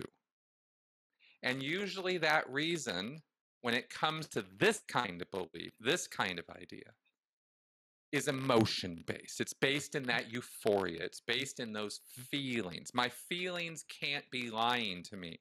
Well, they're not. Feeling of certainty. Yeah, those feelings aren't lying to you. It's the indoctrination that comes along with it is the point we were trying to make. The framing of those feelings is the lie. There's nothing wrong with feeling really good. But how you interpret that feeling and what it means for your future has everything to do with truth versus, fantasy. And this is why we have to be careful about our feelings, not have them and not, freak out about them, but just understand the context in which they occur, And that's kind of my thing on this. And this is why auditing can be so deceptive, is because it makes you feel so damn good and tells you what you're feeling. So every one of those explanations is total horseshit.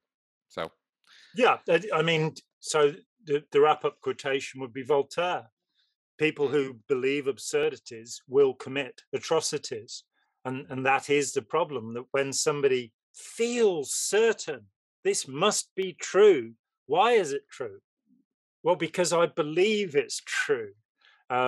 Same story every time for me, year in, year out. 17 years old, 2 hours talking to an evangelist.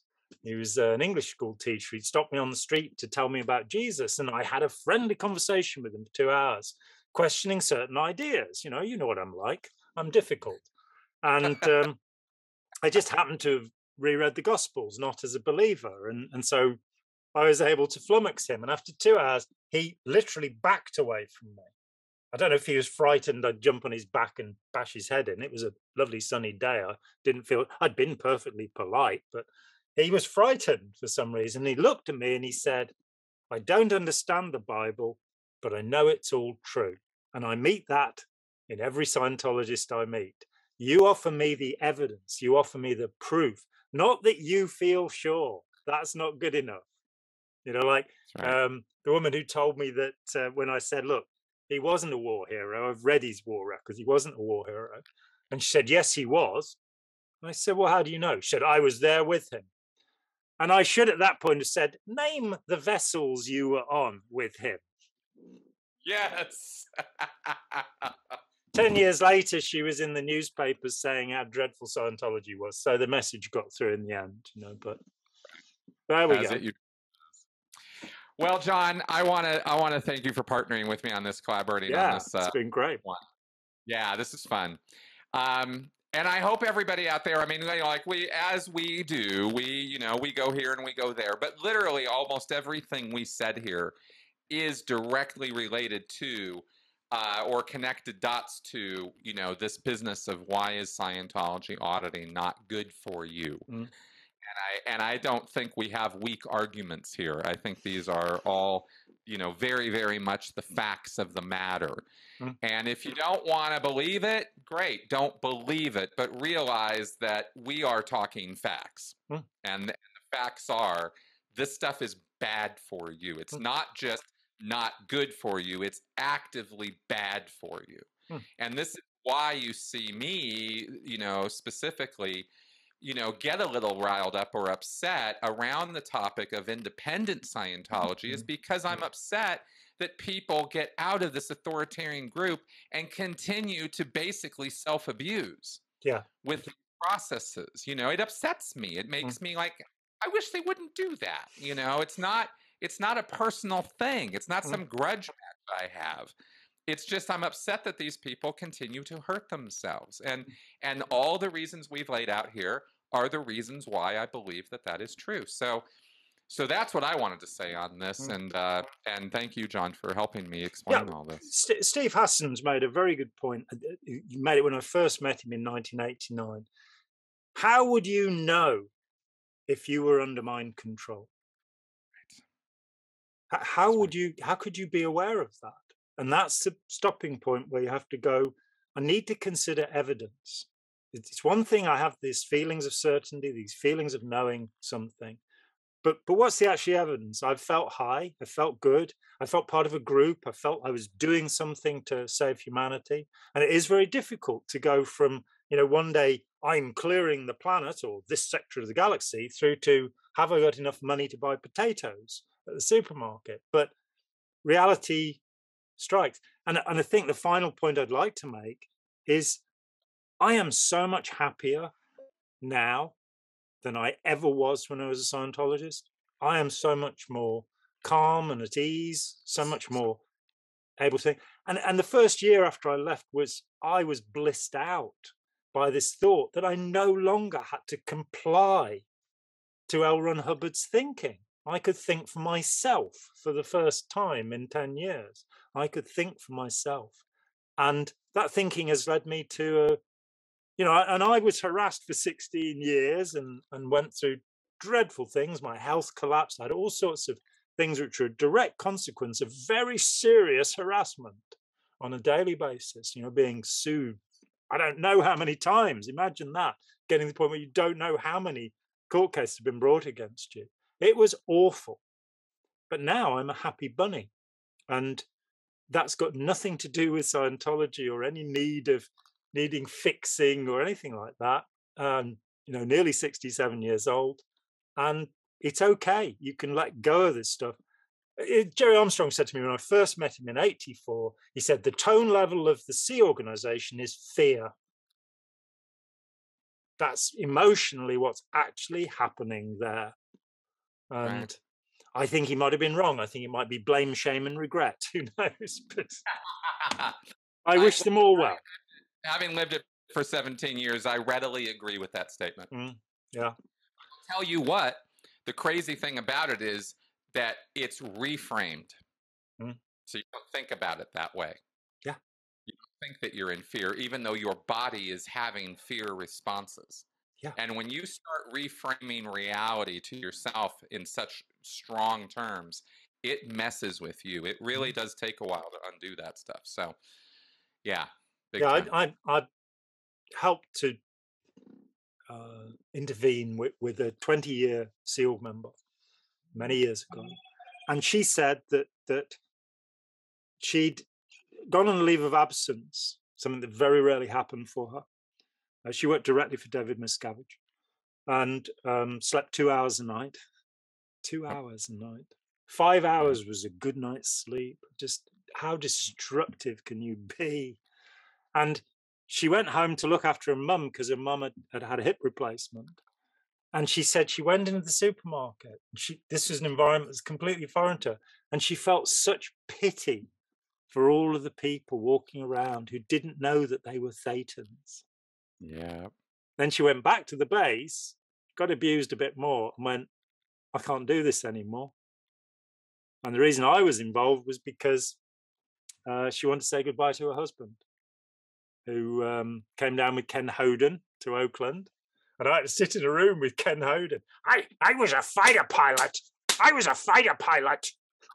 And my dad was a minister. You know, like I know, that all religions hate all other religions. And he went to leave, and the mum had made him a cup of coffee. And the husband said to him, oh, matter of courtesy, you've got to drink the coffee. It came straight off the hob and went straight down his throat. He must have burned himself. And I realized, and I was sitting there going, oh, he's a fighter pilot. You know, he might thump me, and he's really angry. I was not happy about this situation. He was terrified of me. Yep. Terrified. Yep. So he was willing to burn his own throat to get out of the room because of my incredible psychic power. That psychic power is guided imagination. Exactly. I have the power of words. That's all I've got. Well, I'll tell you. I'll let you know. I think I've mentioned this to you before, just for the audience as well. Ken Hoden, the man you ran into, was on the RPF with me. 2005, 6, 7. And he was not a happy camper, and he was not doing the program. No. And he languished around in there in abject apathy, really. I mean, that defeated, broken man. Yeah, awful. For a few years, it was really quite sad, even for the Sea Org and for that situation, to see him broken that way. Yeah. And he's still in the Sea Org today. He's no longer on the RPF, but he's still in there. How very sad. And let's just say this last thing, which is that anybody who is the victim of Scientology deserves help, compassion, care. And that my concern when it came back in 2013, and I had a couple of years of quite seriously doing this, leading to our fortuitous meeting at Toronto in 2015, that my concern is for the people who've been harmed and damaged, and to help them. And there is so much out there which is kind of some kind of conflict or war against these people, as if it's their fault that they've been abused in this way. So, you know. Right. That's right. Even I will even go out so far as to say that even Tom Cruise. Yeah, I will go so far as to say even David Miscavige. But having said that, when I heard that Hubbard had died, I wept, because I felt that he could no longer be redeemed. And I'd sort of, in the back of my mind, thought they'll catch him, he'll go to prison. One of the 300 writs that have been issued against him will hit, he'll go to prison, and maybe I can go and talk to him and help him. Now, I understand a bit more now about psychiatric conditions and don't think it would be helpful. But with Miscavige, of course he should pay for what he's done. But, and that probably means prison, I think, at least. Yeah, for him, yeah. But for him. to punish somebody understand. Along the way, you probably talked with Ron, his dad, Ron. I interviewed him at one point, and what a delightful human being. You go, Yeah. how did this happen? What happened to the young David Miscavige was asthma plus Scientology. That's right.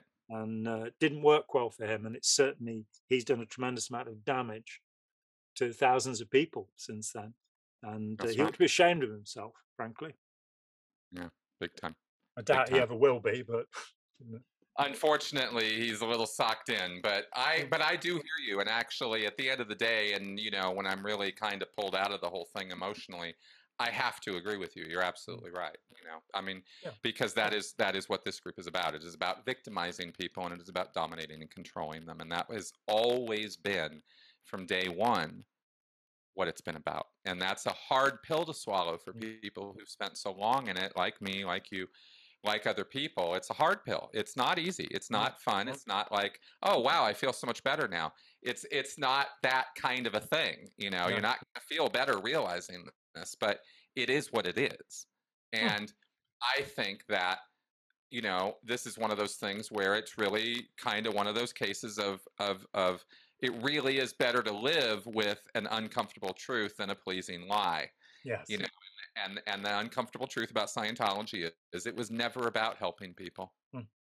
Yeah. It was always about power, money, adulation for Ron Hubbard. And now, of course, it's passed from a petty sadist, Hubbard was throwing people overboard into sewage in the water. He did horrible, awful things, having brought forward a therapy that was going to get rid of trauma and charge. He's then abusing people, having people push peanuts round the deck with their noses, getting splinters in their faces. I mean, come on, with the whole crew standing around watching it. This man liked to humiliate people. Miscavige has taken it a shade darker. That's right. That's right. And his redemption will come with restraining him so that he cannot harm people anymore, and possibly taking the money out of the living trust in the Netherlands Antilles. Oh, we're not meant to know about that. Oh, shh. See, got to keep the secrets. Yeah. Oh dear, secrets and lies. I know. Okay. Well, thank you very much for helping me with all of this and work. Yeah, this was fun. I will wrap up now by saying, folks out there, of course, for both of our channels, if you like these channels, if you like what we're doing, if we're educating, informing, and entertaining you, consider supporting us, right? We both have Patreon accounts. We both have other more immediate routes, links below in the comment section or in the description section of our videos. We put those links up for you guys so you can show us some love. And we appreciate that. And if you want us to keep doing it, this is free. As Jack Conte, the great Jack Conte, the founder of Patreon, said, I'm giving you this stuff for free. You can have it. I'm not going to stop you having it as long as, but we have to eat. So if you would like other people to have it, if you'd like others to have the wins that you've had, then put $5 a month in on Patreon, please. Buy us a cup of coffee. All right. Just 1 cup of coffee. And with that, on that happy note, we will wrap up. We will see you guys next week. Yep. There's always more. Bye-bye. Hi, John here. Thanks for watching. We'd appreciate it very much if you would click like, as well as subscribe, and click the bell for notifications. Every dollar helps, and we welcome new patrons on Patreon, or you can make a one-off payment with any currency through PayPal. Thanks so much.